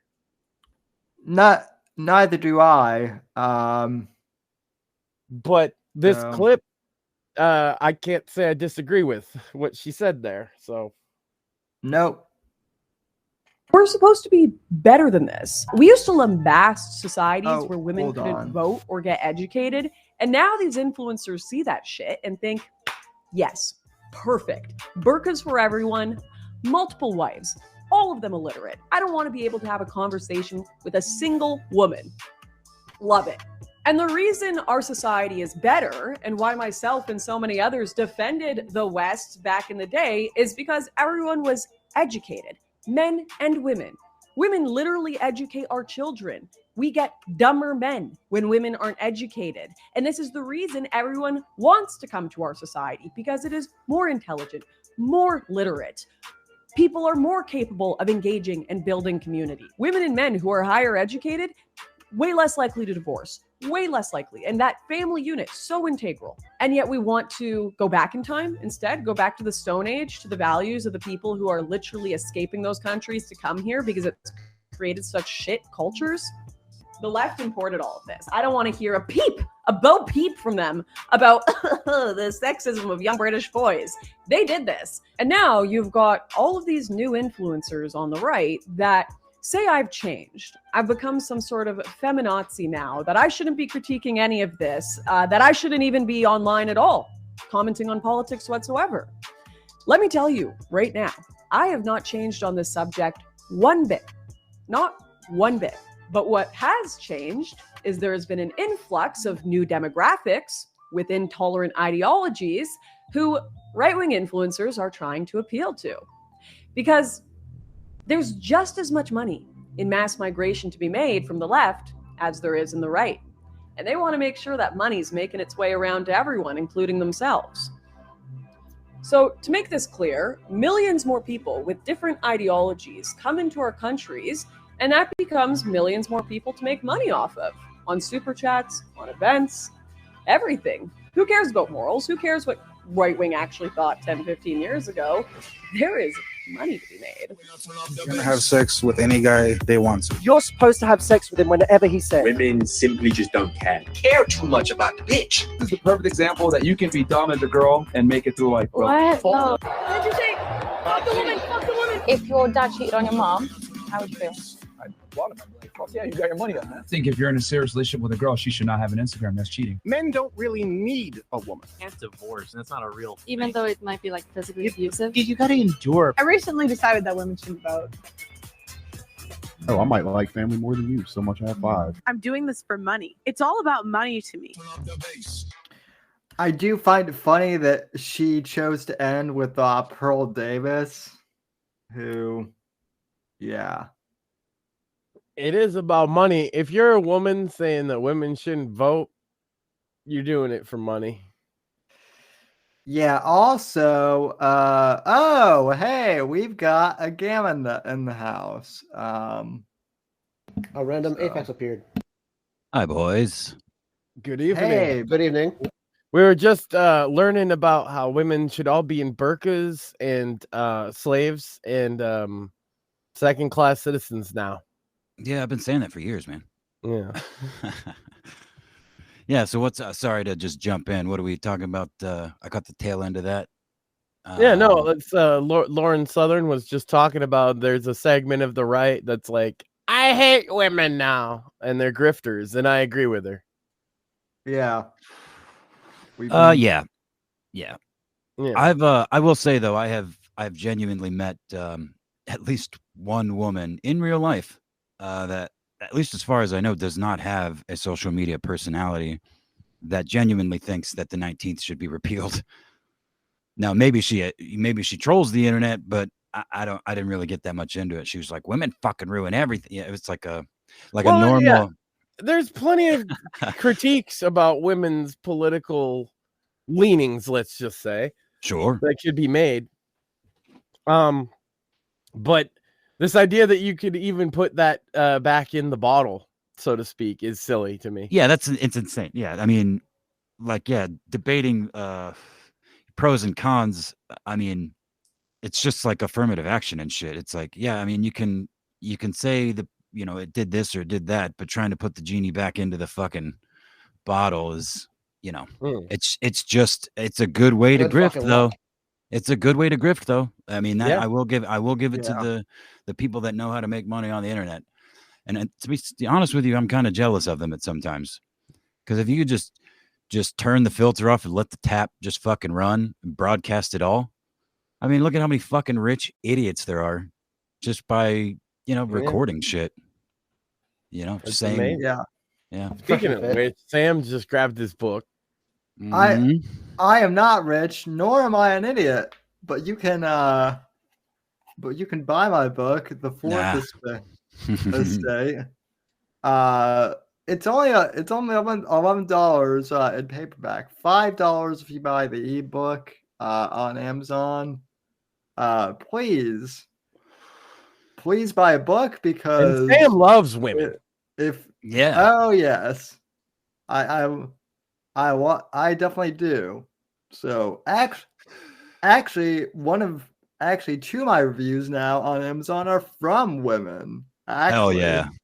See, so women love Sammy too. And now that Biden, kind of made Title IX include trans women, Sam loving women takes on a whole new meaning. Because we love women with dicks. Yeah, well, they're just women. Well, they're just women now, Sam. Yeah, well, shoot. They can get women scholarships, and that is so feminism, guys. Yeah, erasing women cutouts that they fought for 50 years to get. Woo!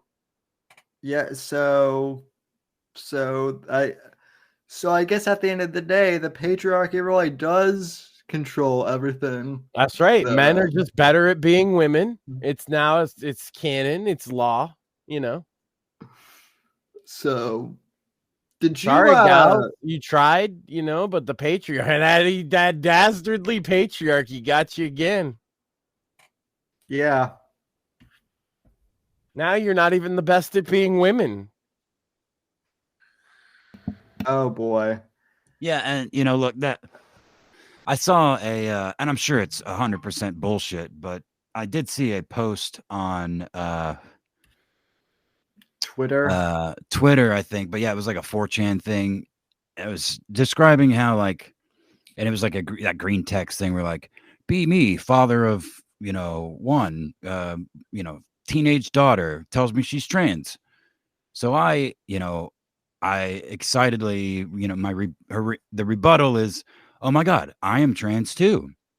So then they go on this, they start wearing dresses and makeup, the dad does, and taking the kid to school, and basically embarrassing the shit out of her by dressing like a clown man dressed as a woman.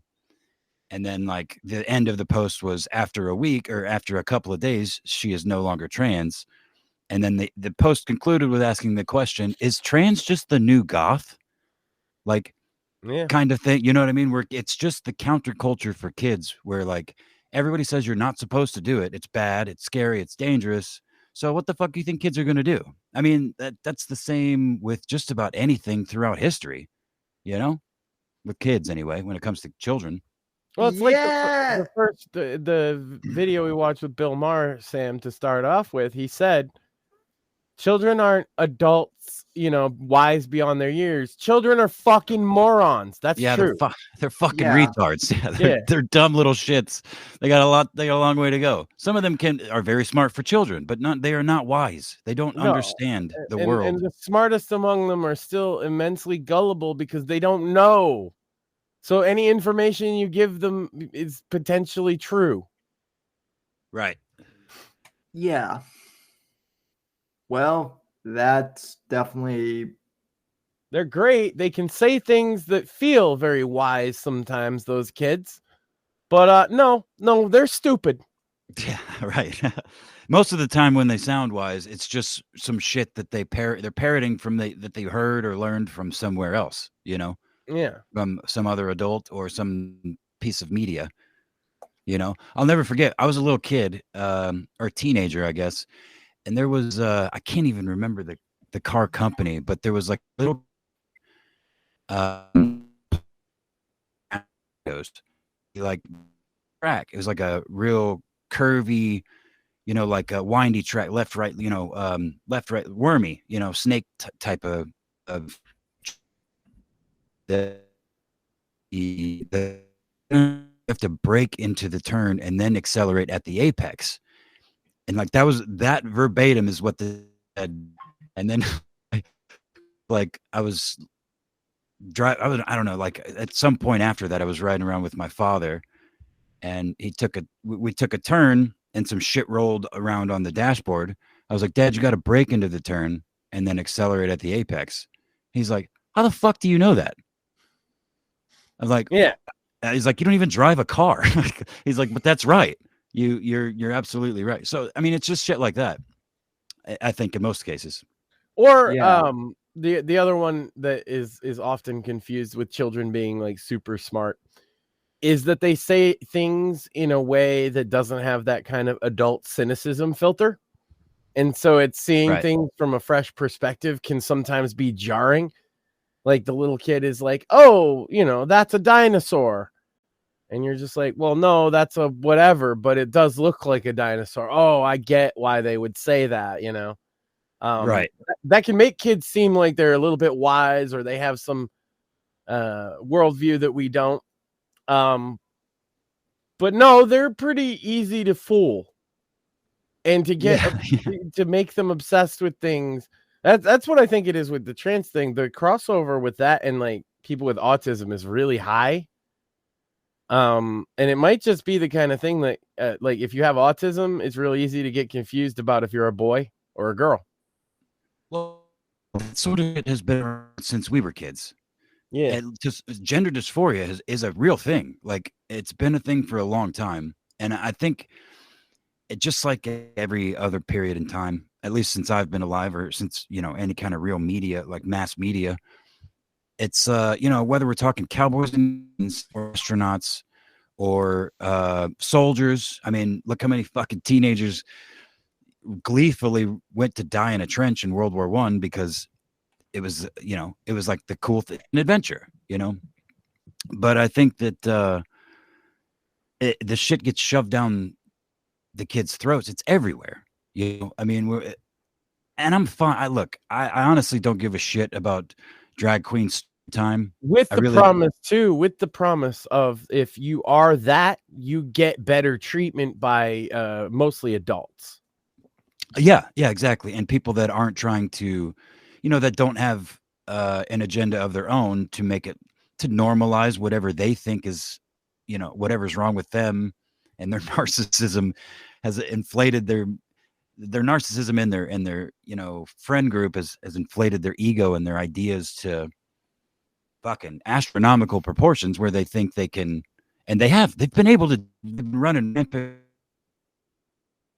I mean, it's just like the internet. The early days of the internet was fucking mean, but it was way less mean than it is now. Like you'd post a video of yourself, and that you'd get the comments would be like, "Nice hat, faggot," shit like that. Off yourself, that sort of thing. But now you get fired from your fucking career, and your family leaves you, and most of the time for nothing, for bullshit or something you said in passing. I don't know, man. I don't know. Yeah, and most people are too busy to even fucking deal with that shit. That's why they don't pay attention. I do think the internet, and here's the other thing. I do think that the internet tends to like amplify a lot of stuff too, especially now with social media, that it didn't amplify, that really wasn't a big deal before. Like when trans people say, well, there have always been trans people. I mean, yeah, I believe them. In some dark corner of a city, there's one in 1972. I don't doubt that. Yeah, I don't doubt that some people feel like that naturally without any influence. My suggestion is, and it's basically what Apex was saying, is that there's also on top of that this layer of it being trendy now. And for me, I'm like, well, what's the long-term outcomes for people that get into it because it's trendy when they're a kid? It could potentially be really bad. Yeah, we're already starting to see that. Yeah. We're already starting to see that. I mean, the 40%, the sad, I mean, as much of a meme as I guess it is, but it's real as far as I understand. But no, Sammy, to piggyback on what you were just saying, I said years ago on this show with you that the internet serves, I think the main function it serves, on top of being an information hub and all the great things it is, or not the internet, social media in particular, is just a fucking magnifying glass for mental illness. Yeah. Shit that people have been dealing with forever, be it gender dysphoria or depression or anxiety or narcissism, all of it. Anything you can think of. And like you pointed out, old internet would be like, take your meds, schizo. Mm-hmm. New internet is like, oh wow, you're so brave. You're so brave. Your meds. Right. Exactly. but yeah, I just think that it's like it's become like a fucking the James Webb telescope on all of your worst attributes. And if you're not like wise enough to your own self, which most people aren't, this is still a new thing. Social media is not that old. So, I mean, even someone like me, I didn't get on any of this shit until like 2017, 2018. I was talking about as a father, there's no handbook on how to raise your kids in the social media age. We have to figure that out. Yeah. And I mean, our parents would probably argue that there was no rule book really for them either. And before them too, there's, World War II, there's no way to be I don't know. But I mean, you could probably scale that back in many different ways. It's just, everything's so new, but it's all the same. And it's you just gotta have trust in your own judgment. And I don't think the answer of, well, just keep your kids completely off the idiot box is a good answer either. And I've gotten a lot of flack for saying that, but it's not because kids are going to run into the internet and things eventually. Maybe not as kids, but as adults, and they might not be prepared to deal with. But there's no easy answers that you could look to.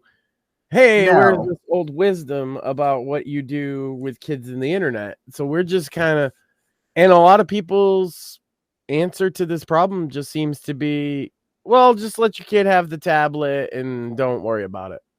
Right. No, that's a lazy parent's answer in my estimation. It's a very common answer. No, I know, and I agree with that. I'm saying I've also seen the flip side, which is, well, just don't let your kid on any technology, and that doesn't really solve.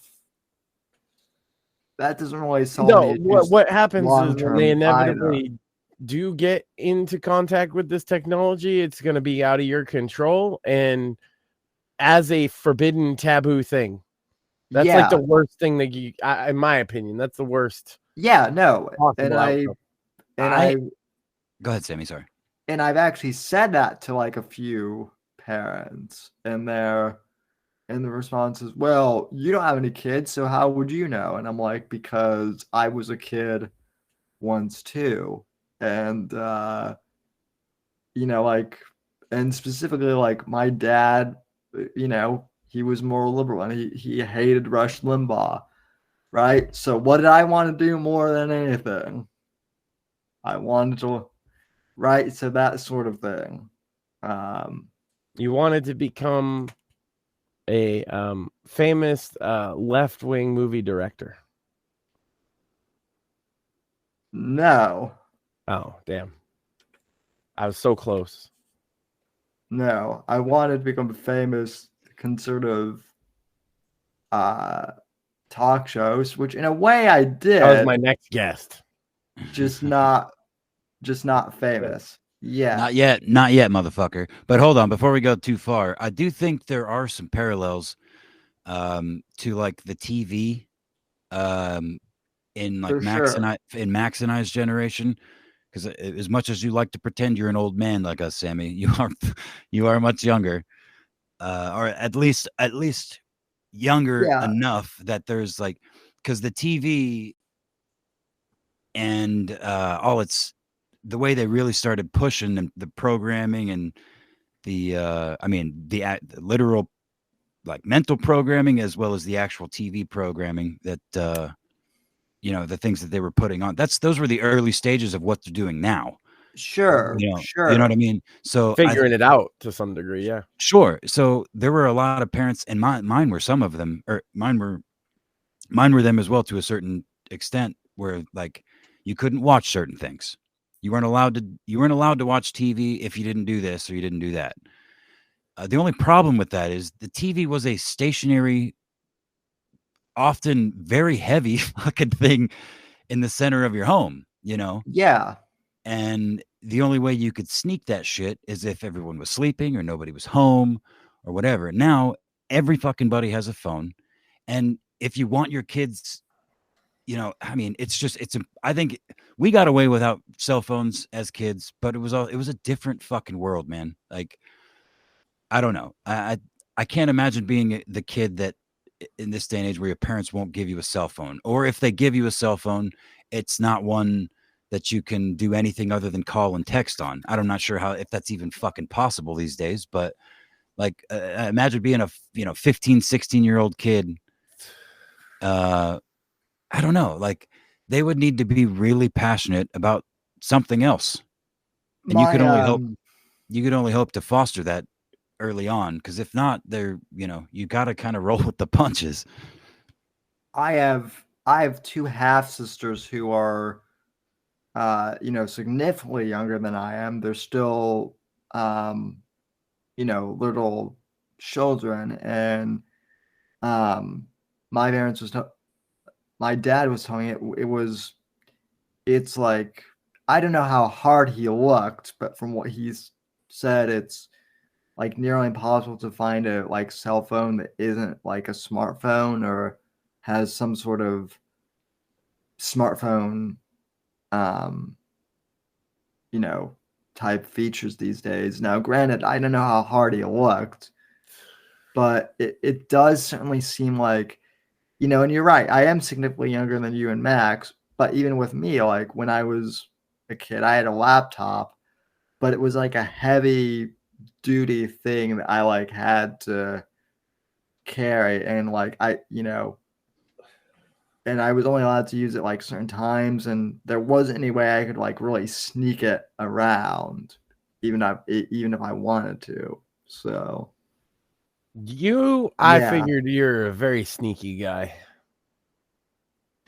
Well, yeah, but if the thing is like 3 pounds, I mean, that's heavy for a crippled kid to haul around. I pictured you with like Wile E. Coyote style traps trying to get that laptop to listen to some Rush Limbaugh and Dennis Miller. I certainly did. I have my traps, but yeah. See, that's crazy because, like, I mean, the idea that I guess it's not that crazy. I didn't really listen. I wasn't into like radio shows or anything. I mean, if anything, I was very basic. I was a basic bitch teenager back in the 90s and 2000, early 2000s, where like it was scary movies and like titties and cussing.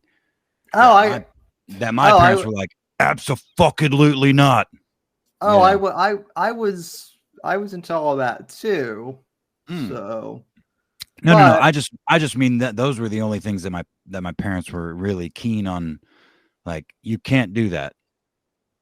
Candyman was the first thing, the first memory that I have of my parents, any parent in my life saying, you cannot watch that movie, because it scared my mom so much, I guess. My dad did forbid me from playing Grand Theft Auto. Yeah, right. Yeah. Call of Duty too. Yeah. Yeah. So what did I do? I got banned from video games, period. So then what did I do? I just went over to a friend's house and played it there. But then like once he found out, he was like, oh, okay, well, like, I mean, he was mad. He was like, well, you've already played it, so like, as the thing that was always crazy is like, as long as you don't like shoot up a school or something. He was one of those parents, and I don't know, maybe I was maybe my friends and I were a little smarter, but like the thought of like playing a violent video game and then like actually committing IL violence, that never occurred to like my friends or I. Yeah, no shit. No shit, right? It only occurred to like 6 people ever. Yeah, I was going to say the percentage of people that played those violent video games over the last 25 years there's been like 0.00000 something percent. You know what I mean? Right. Like it's crazy. But it's a crazy small number. But then that's kind of my point though. But like that was the reason why my dad didn't want me playing it. Didn't want me playing GTA was because like he somehow thought that my friends and I might try and do GTA in real I life. see that. You're a rambunctious fellow. Well, Sure. I mean that would actually be funny though. Can you imagine me like trying to like wheeling around town? we trying to like carjack someone and be like drives away putting up gang signs. No, me trying to like, oh shit, now I gotta get my wheelchair into the car. Yeah, into the car, yeah. While the person's so no, see the move. Hold on, pop the trunk. Yeah, the move would be Sammy's got his gun, opens the door like GTA style, pulls them out of the car, and then hoists himself in, and then the door closes, and again GTA style, gun out of the window, and the former driver hands up and he's and he like grabs the wheelchair, trunk pops, and he puts it in the wheelchair, and then you drive away. So it's just an additional animation in GTA other than just pulling the guy out. You gotta wait a couple extra seconds for the Sammy patch or the somebody mod Sammy the Sammy mod. That would be awesome. And the cops are still dumb that they somehow like miss me completely. So no, they fucking they beat the shit out of the guy that put the wheelchair in your in the trunk of the car you just stole. Yeah, in your rear view mirror. Way for everything you do. Yeah, you're a crippled white man. Are you kidding? You got the fucking trump cards. Yeah, and if it gets really dire, you could claim to be gay. Oh yeah. Secretly gay, so you've been struggling with it forever. Crippled and closeted. That would eliminate like a 5-star police chase immediately. Oh shit, guys, hold on. Let's go back to station. It turns out he's part of the fucking alphabet mafia. Hold on. Time out. Sammy, I almost hate to call this out on air, but at the same time, I wouldn't do it any other way. I think you've got your buttons on your shirt. I think you jumped a button. I think you're yeah, I just noticed that. Yeah, okay. So just you could just take your shirt off for old time's sake, for chat, but you don't have to do that. I mean, I could do that. I don't think Max was here for that era. No, you gotta sell at least 3 books for that. That's true. Yeah. There we go. Well, it's also not summer yet either, so not quite. That's true. Yeah, keep it on, Sammy. That's true. Do we got anything else? We covered all your topics, or it was just the 3, was it? Well, mainly also just that yesterday was the 30th anniversary of Richard Nixon passing away, and in hindsight, I think he was a very misunderstood man. I've been watching a lot of videos from the Nixon Foundation, and he was nowhere near the bumbling idiot or the stern, angry guy that I was. You don't win 49 states in an election by being a fucking caricature. No, and yet in school, that was literally all I was taught in school about Nixon was Watergate. Didn't learn anything in college either. I really didn't learn anything until like 2 years ago after I had already graduated. So yeah, yesterday was the 30th anniversary of his passing, and I think I think history has kind of proven that he was better than people than the establishment portrayed him as. So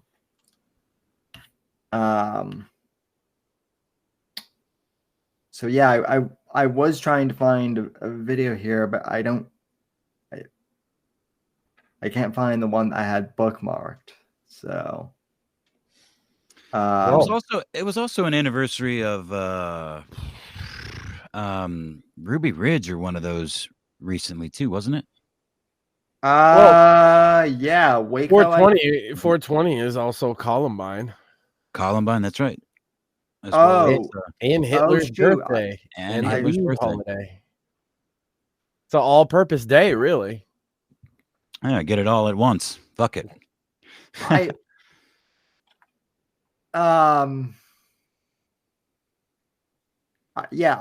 forgot that Columbine happened on 420. That's dark. Yeah, I was on school vacation my freshman year, and then I came back and left school for approximately 3 months after. One more day. Because they equated me to the shooter, Sam.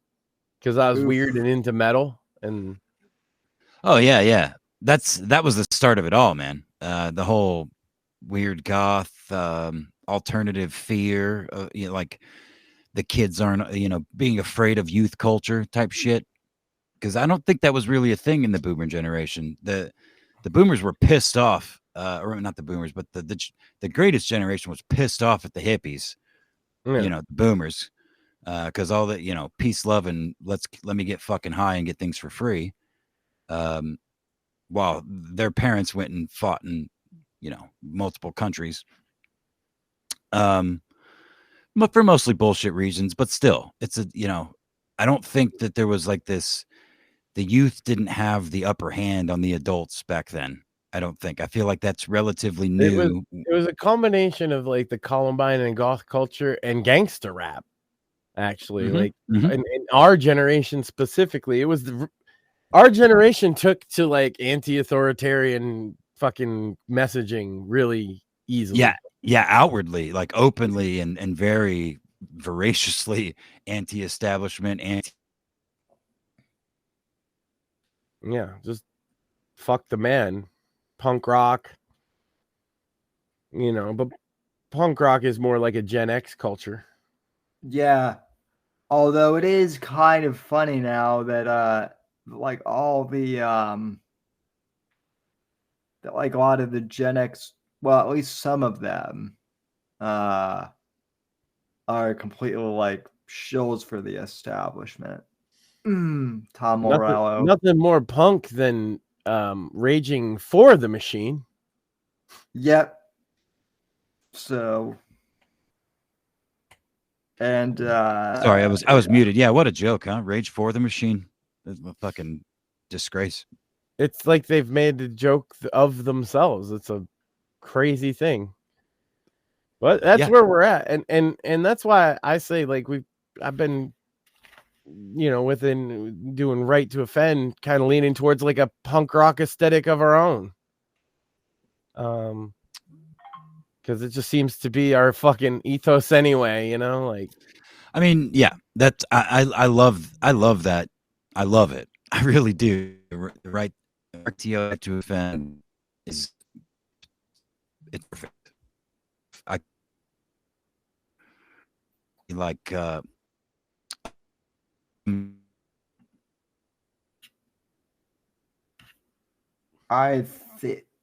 is it just me or is Apex glitching out for yeah, he cut out there. Cutting out. Okay. I'm sorry. Am I here? Yeah, you're here.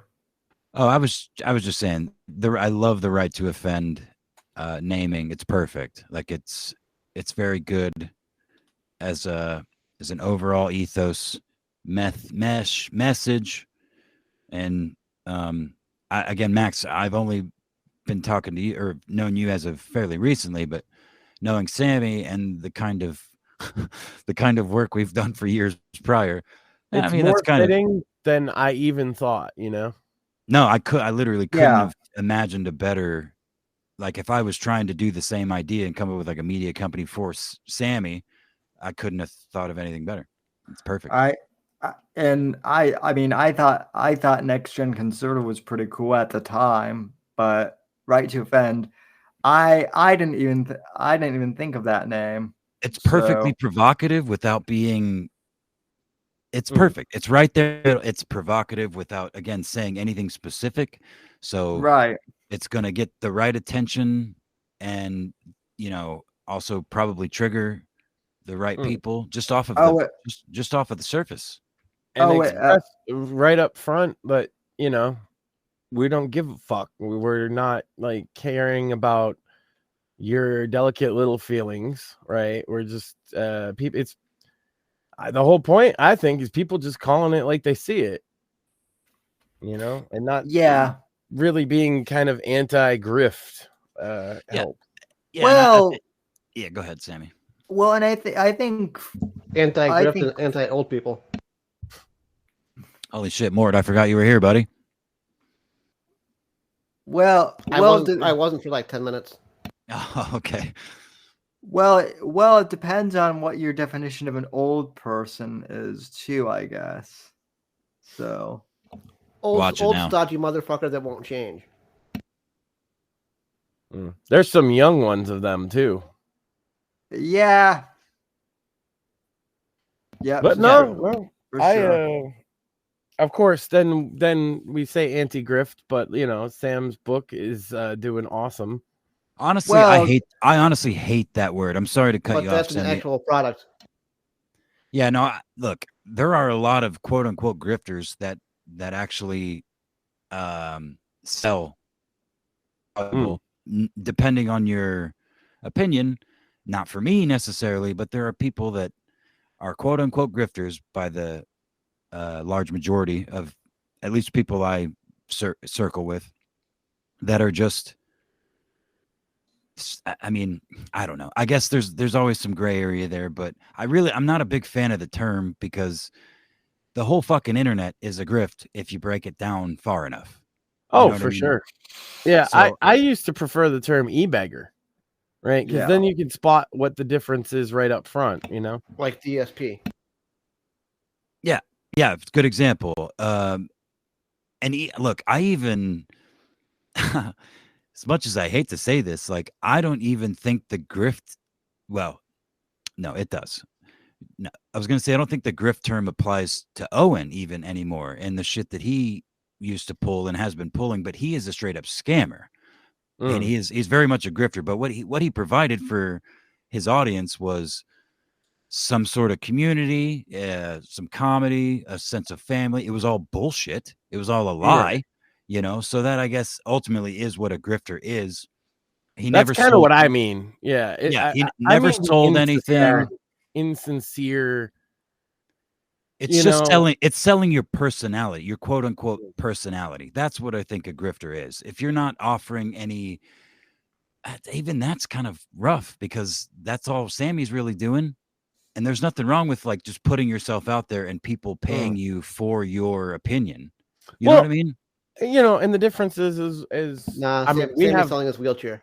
We have links right in the description if people want to donate, and we usually read their chats, but also we don't really ask.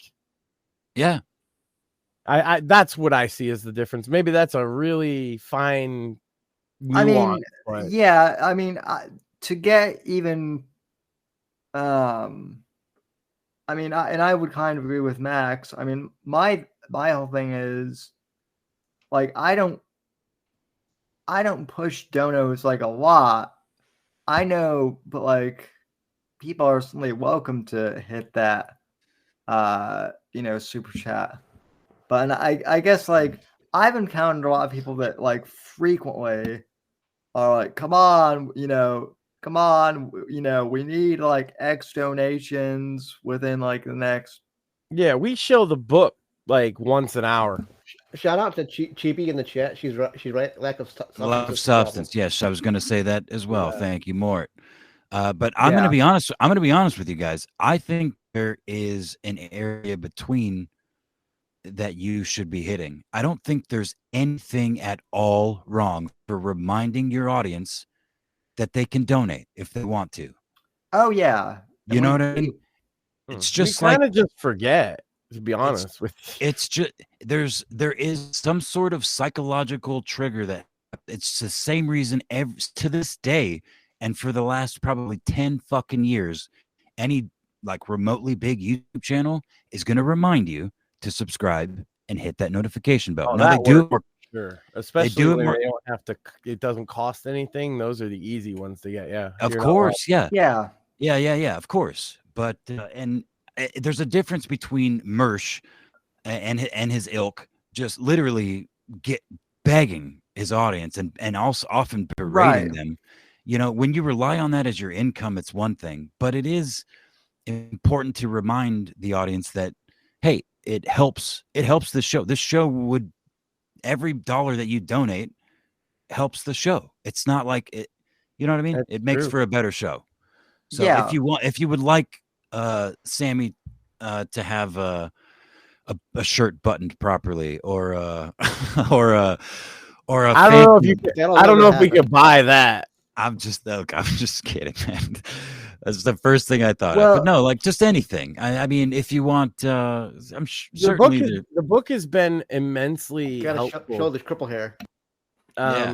In the book, not only is it just like there's not that much money in it. He's been very open about sales and stuff, but it helps him in terms of like his credibility.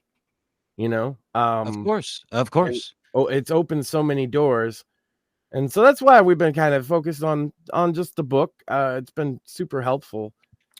And, I just think if Sammy, I think if Sammy once an hour, instead of just pulling the book up, said, "Hey, if you guys want to support the show, there is a link in the description if you want to super chat, or if you really want to support the show, you can buy my book, The Fourth Estate, which is now out on Amazon and whatever. Yeah, there you go. See? Yeah, you did. You did both. You did well. I mean, I have mentioned that we do appreciate Rumble. That we appreciate, Rumble rants, which I guess is what they call super chats. Part of the thing too is like when I was on YouTube, I never hit the number of subs that you needed for super chats. So so sometimes I forget that that's an option, but it definitely is on Rumble. So yeah, any super chats would be appreciated. Even if you just donate $1, I won't yell at you like Stephen Molyneux. And yeah, if you donate, yeah, you can. If you donate $1, ask a question, and I guarantee you, whether I'm on here or not, the panel will answer it. They'll talk about it. We always read. We try to read free chats, but yeah, we always read super chats. Yeah. Yeah, no, and I'm not trying to say. I just think that the gray area is wider than a lot of people think. I don't think there's anything wrong with trying to make money with what you do. And trying to get support for it. And yes, a book, something substantial is, I mean, it's more substantial than just throwing money onto the internet. But yeah, there are lots of people willing to do that. So I don't know. GB says, "Oh my God, Sammy," and this is on all caps, by the way. Wear a Fourth Estate shirt with no buttons. Yeah. There you go. That's 2 birds, 1 stone. I think Chibi likes that I keep pointing out your shirt, your shirt buttons. Women do like that kind of thing, though. You know what? Like I might not take the shirt off, but one thing I will do is it's ironed though. You got to give them that. I will. Ooh. Put the chest hair away, Sammy. No. This is old school Whitfield Report. We are I actually have chest hair, unlike a lot of the beta males who are like, I have to shave mine. So I thought you were about to say, Mort, unlike you, I have fucking chest hair, you pussy. No, I thought you were about to Sammy doesn't want to go there. I'll post a picture if I have to. No, No, I know Mort does because he's not like a 20-something-year-old confused guy. So. Also, at least I'm not gonna get hit this Pretty sure time. I had chest hair before Sammy was born. She's more cringe that you stroking your chest hair. I haven't stroked it. It's just No, he looks like a fucking Florida fucking Chad ass author chilling on the beach. That's true. Working on his book. You just can't see his pad or his typewriter or whatever some 70s, Vice reporter would have. yeah, Sam's writing his book with a fucking little pad and a little sharpened number 2, the little short pencils, Yeah, the one that you've had for like 2 years. You made it almost through the entire school year in high school. And he keeps it behind his ear. Oh God. No, if I wrote by hand, that would be hilarious for 2 reasons. It would be funny. A, my handwriting is kind of shit because I have Here you go, publisher. Is it kind of edit this? Is your handwriting kind of crippled? Would you say, Sammy? Yeah. So very much so. So it would be hilarious to give it to an editor to see if they could even read it. So Sammy, who's Nevi?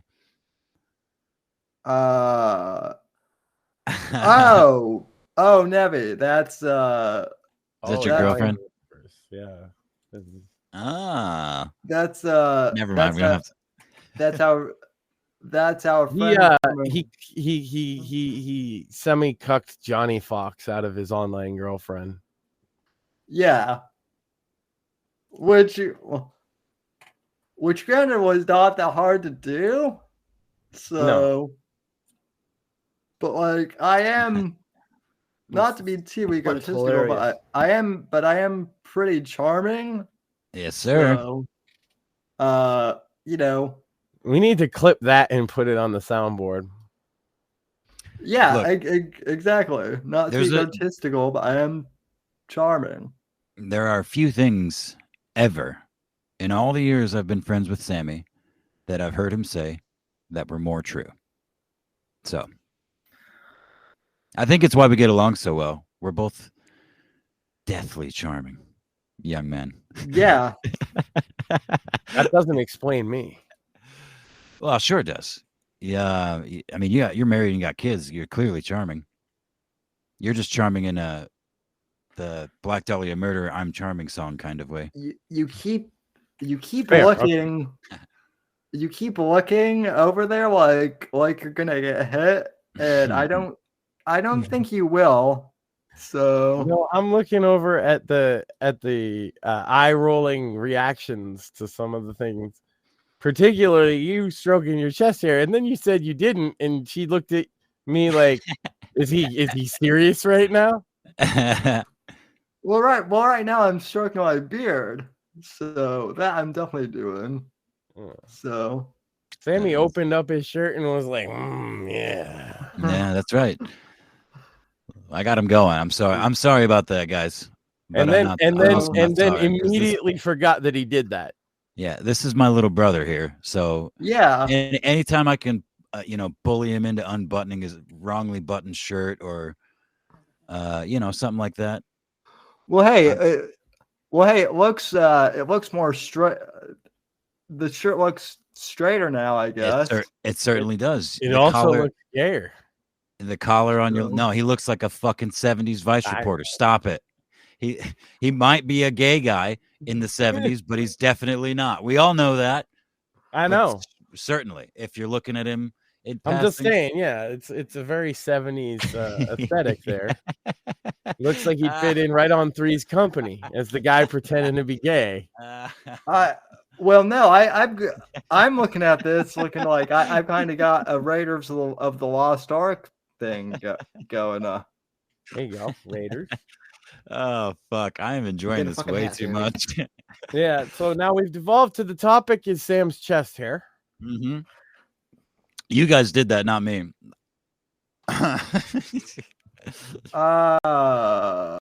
Yeah. Well, also though, I've been playing around with ChatGPT this week and making like, I guess people didn't know this about me, although I'm kind of surprised. But yes, I do like comic books and comic book art. What?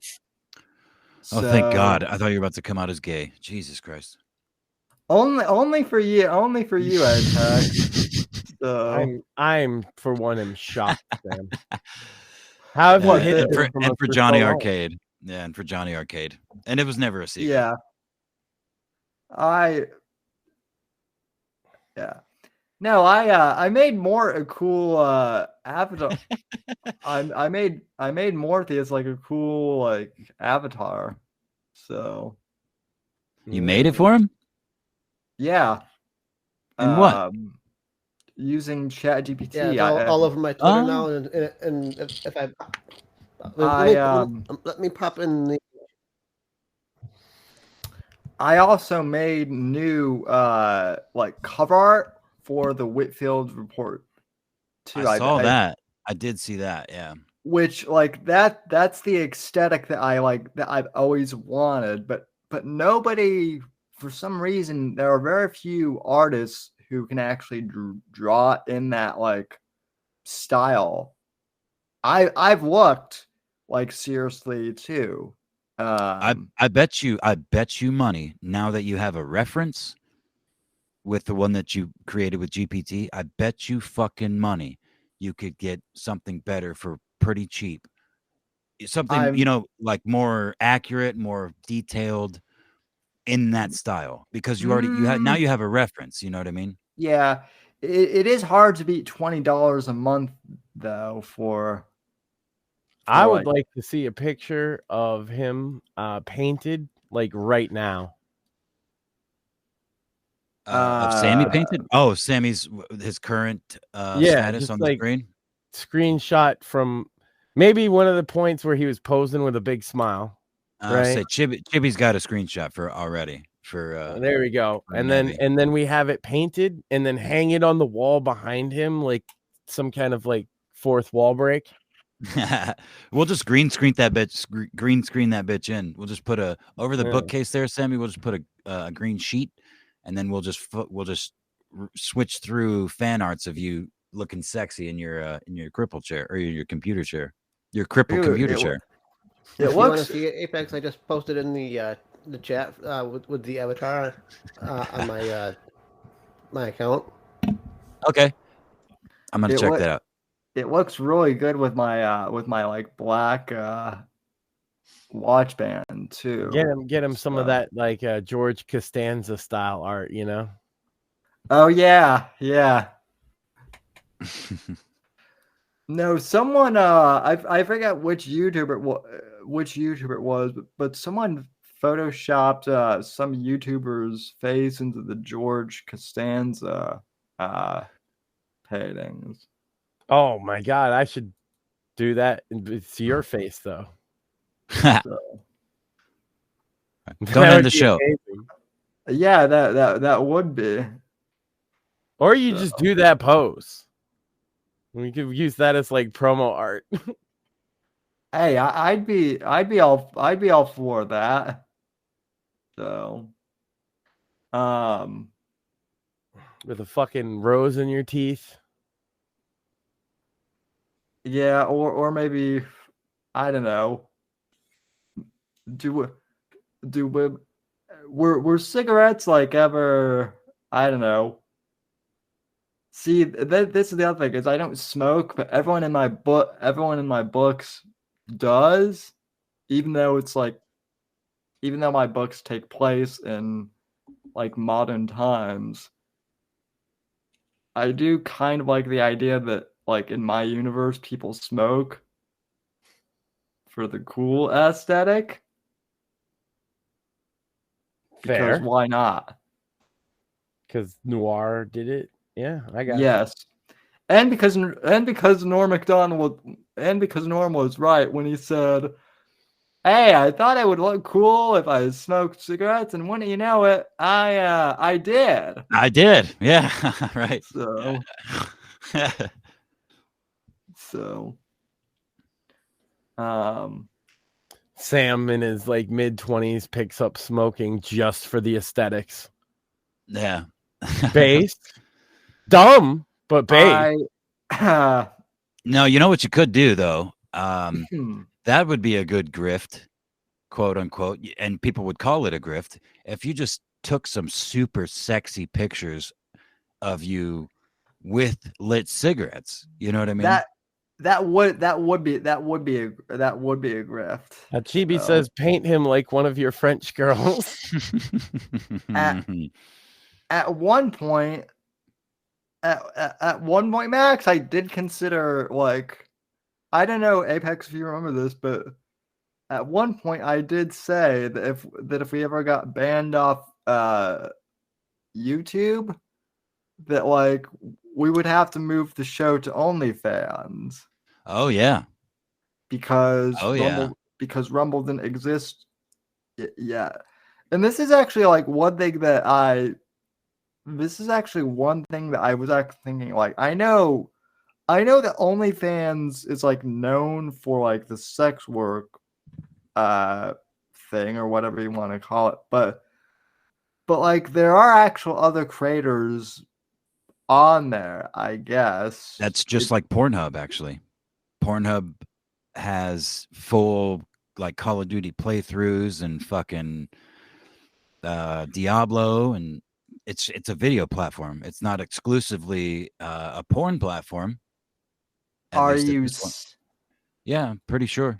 I mean, I believe you. That just seems like what. That just seems like wild that someone would go to Pornhub. No, Mom. It's not what you think. I'm just watching I'm just watching Call of Duty. I'm just watching some zombies.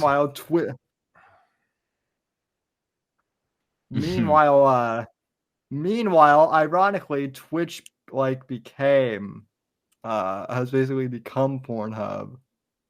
So yeah, exactly. I mean, it's all. The thing is like on either ends of the extremes. Twitch is baby's first porn. Yeah, no, on either end of the extremes, like they both just started at either extreme. Pornhub just straight up hardcore pornography, and Twitch and YouTube and shit just normal, not pornography. But the shit's slowly merging. And Pornhub, in my opinion, Pornhub and OnlyFans and shit like that kind of have the advantage or the upper hand in, potentially in the long run, because they've got the infrastructure for all the video for fucking, I can't even imagine how much data worth of video they they have the potential for or the capacity for. But yeah, it's not the best platform. It's not YouTube. You're not going to get recommended, although you might. I don't know. I've never gone through Pornhub and like clicked through any multiple video. You know what I mean? I usually, if I'm on Pornhub, I'm not there for very long. I'm not clicking through videos. So yeah, doing analytical research on how the platform works. Yeah, like seeing what the algorithm recommends me next. Although what little experience I have seems to be all right. Like, hey, that chick looks similar to this chick that I was just clicked on. I don't know, I mean, it just seems like there's probably an unexplored way to game their algorithm too. Almost certainly. Yeah. Almost certainly. And I just think because nobody ever thinks to do that. Yeah. I think there's got to be a way without like grifting the people. There's got to be a way to grift the algorithms. If you just put your shit fucking everywhere and you do, you manipulate this, that, and the other. I mean, I know that exists already. Fucked by 5 dudes at point C. Yeah, and it's just Sammy talking to 4 different people or 5 dudes. It's a debate. Sammy 5 versus 1 debate. He's and just the title playing a game and getting killed. That's what I'm saying, right? Oh, okay. Sure. Yeah, just by 5 dudes at point C would be like a clickbait title. Crippled crippled gets fucked by 5 dudes at point C. No, or what they used to do with the Pornhub memes where it's like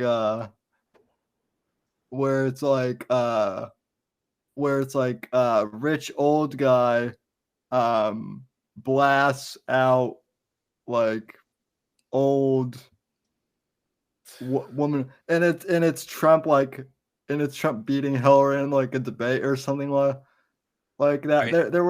There were a couple memes with Trump where it was like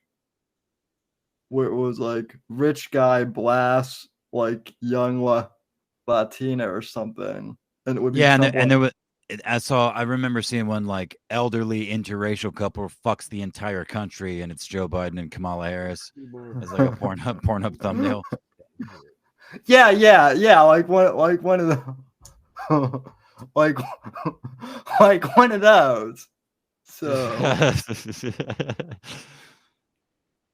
But yeah, now that we're off into like Pornhub memes, I'm probably gonna call it a night, Sam. Yeah, I was gonna say, do you guys want to end the show? I'm sorry, I've strolled. No, that's what we live for. We love. We'd rather talk about Pornhub memes than fucking politics half the time. Yeah. Oftentimes, porn and politics are one and the same for some people, or at least the fear porn element is. So. Yeah, yes, sir. Well, now they added in the gore porn element, right? The guys lighting themselves on fire and all the Palestine stuff. Oh yeah, I love it. Did you guys see? Did you guys see the talks of that dude lighting himself on fire in New York being fake? You saw that? I haven't seen it. Well, I watched the video. It looks pretty fucking real. I believe somebody's stupid enough to do it, but I wouldn't be surprised if people think it's fake. Well, I will say, I can tell you for sure that the way they handled that man broke all of like the normal procedures. Like they literally like toss him onto the gurney, and then they don't use any of the like burn victims. It's like a real, like your skin's melted, so it takes, you can't just strap them into the thing. There's certain things you have to do. And like 2 officers just pick him up by his feet and his hands, and they don't even lower the gurney. They pick him up like 3 feet and toss him onto the thing. And I don't think it's fake, but the fucking disdain apparently shown for that man is I get it.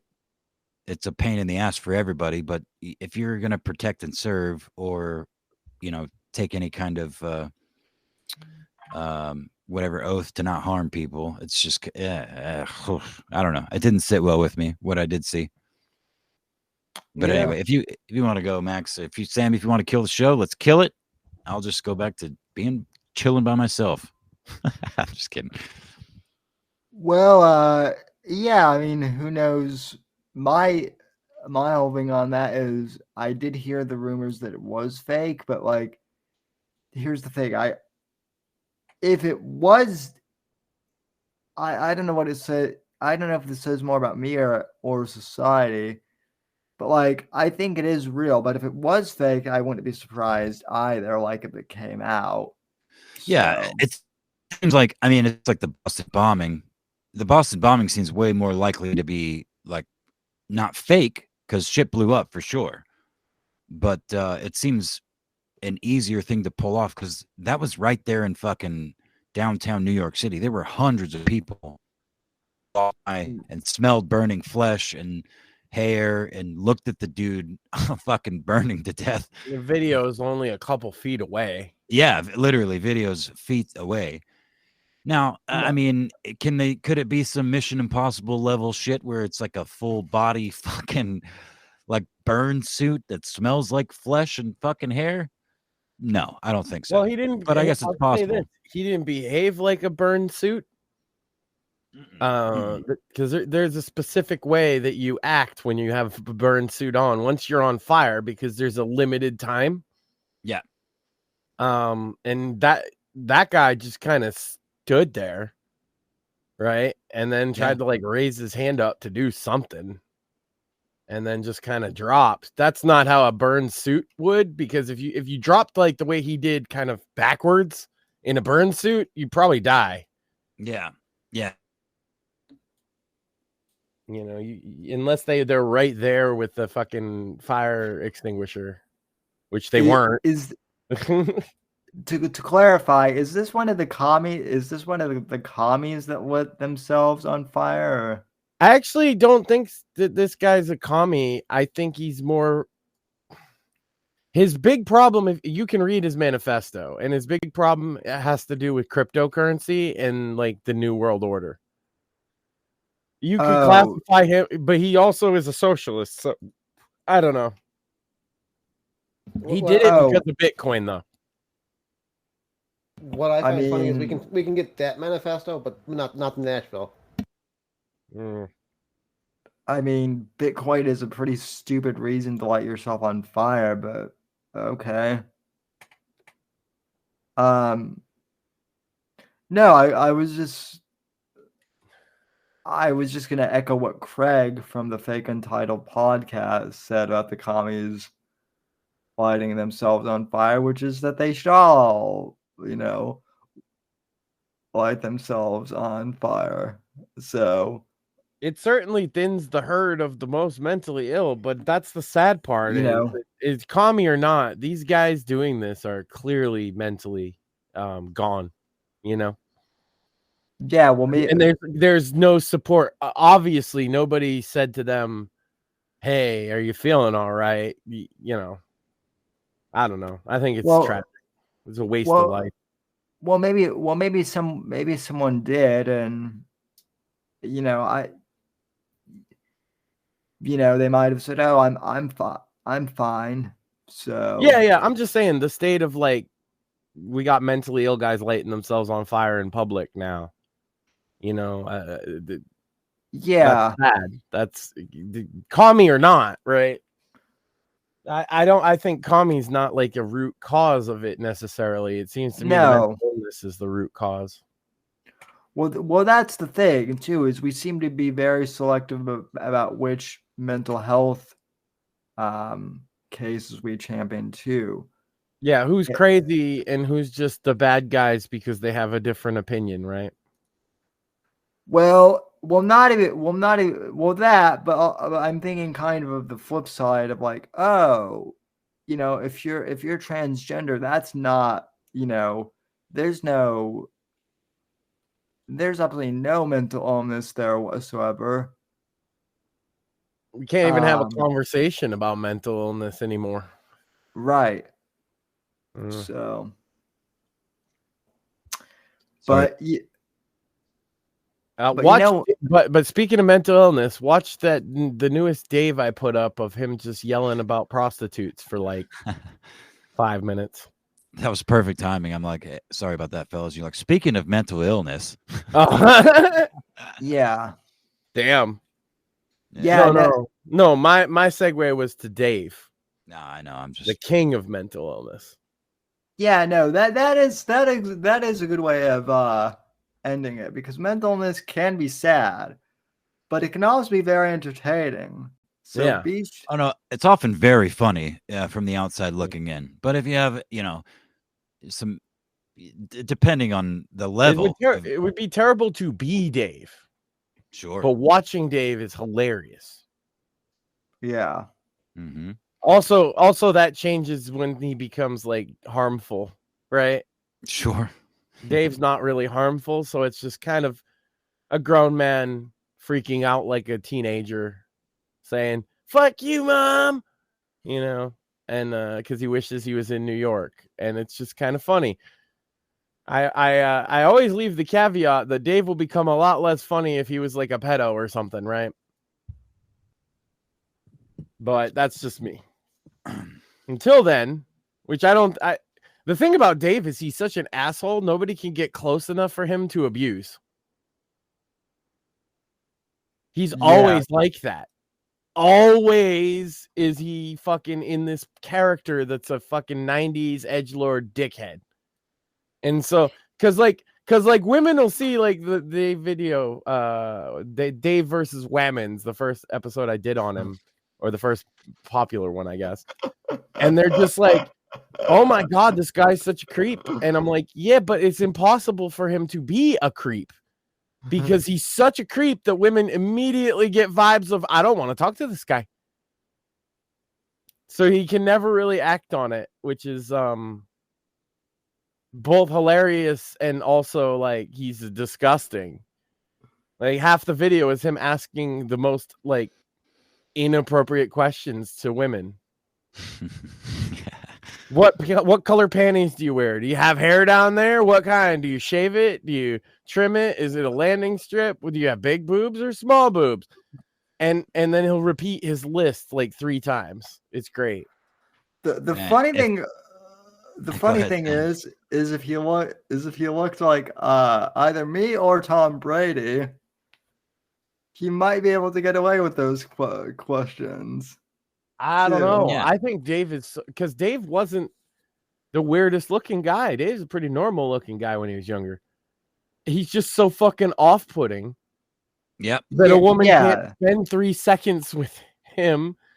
So there's no chance for him to be a creep because they run screaming when he just says hi. Yeah, well that's my point though too, is if I'll be there before long, but go ahead, Sammy. He'll be there. If he weren't so off-putting, he could maybe get away with some of that stuff. Maybe. Yeah.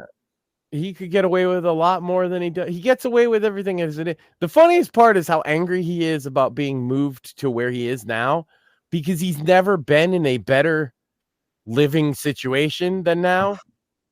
He has his own home. All he has to worry, it's a mobile home. All he has to worry about is filling up the fucking propane tank every couple months.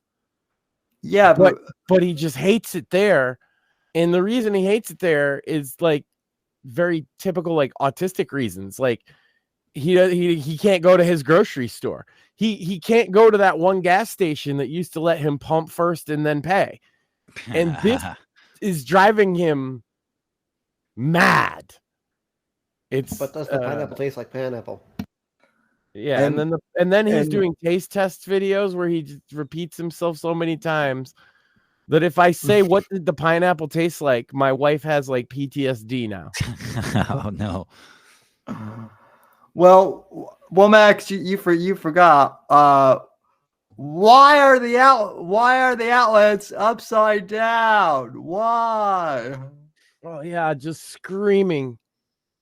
Yeah, he's losing it. And there's nothing I could do. There's also, he put up on his own channel. He put up on his own channel. There's a call from him calling like social services to ask, demand that they get a U-Haul truck, come to where he's at, pack up all his stuff, and then move him to the new house that they're going to provide him in New York under Section 8. Oh. That is wild. He yelled at 3 different operators about this, and then the third lady finally realized that he's just retarded, and she's like, "Honey, I think you need to go find God."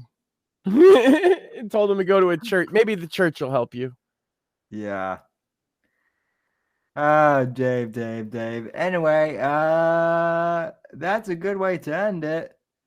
Don't be like Dave. Buy the Fourth Estate, and I've never ended a stream like this, but if you like what you see here, give a thumbs up, like, comment, and subscribe.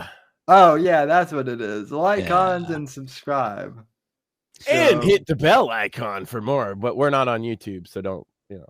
I think if you subscribe, like the bell icon actually automatically comes on. So plus run. I do have a parting question for the chat, not for you two here, so we can end as quickly after I ask this as you'd like. But what if women had a shell like a crab, and you had to crack it open to get to their pussies? Good night, everybody. Good night. Yeah. Adios, folks. Good night. Thanks for listening to The Whitfield Report on the NGC Network. Please visit Sam's website at www.thesamwhitfield.com and support Sam on Patreon at patreon.com/Whitfield Report. Until next time, God bless, God save this great nation, and God, freedom, legacy, in that order.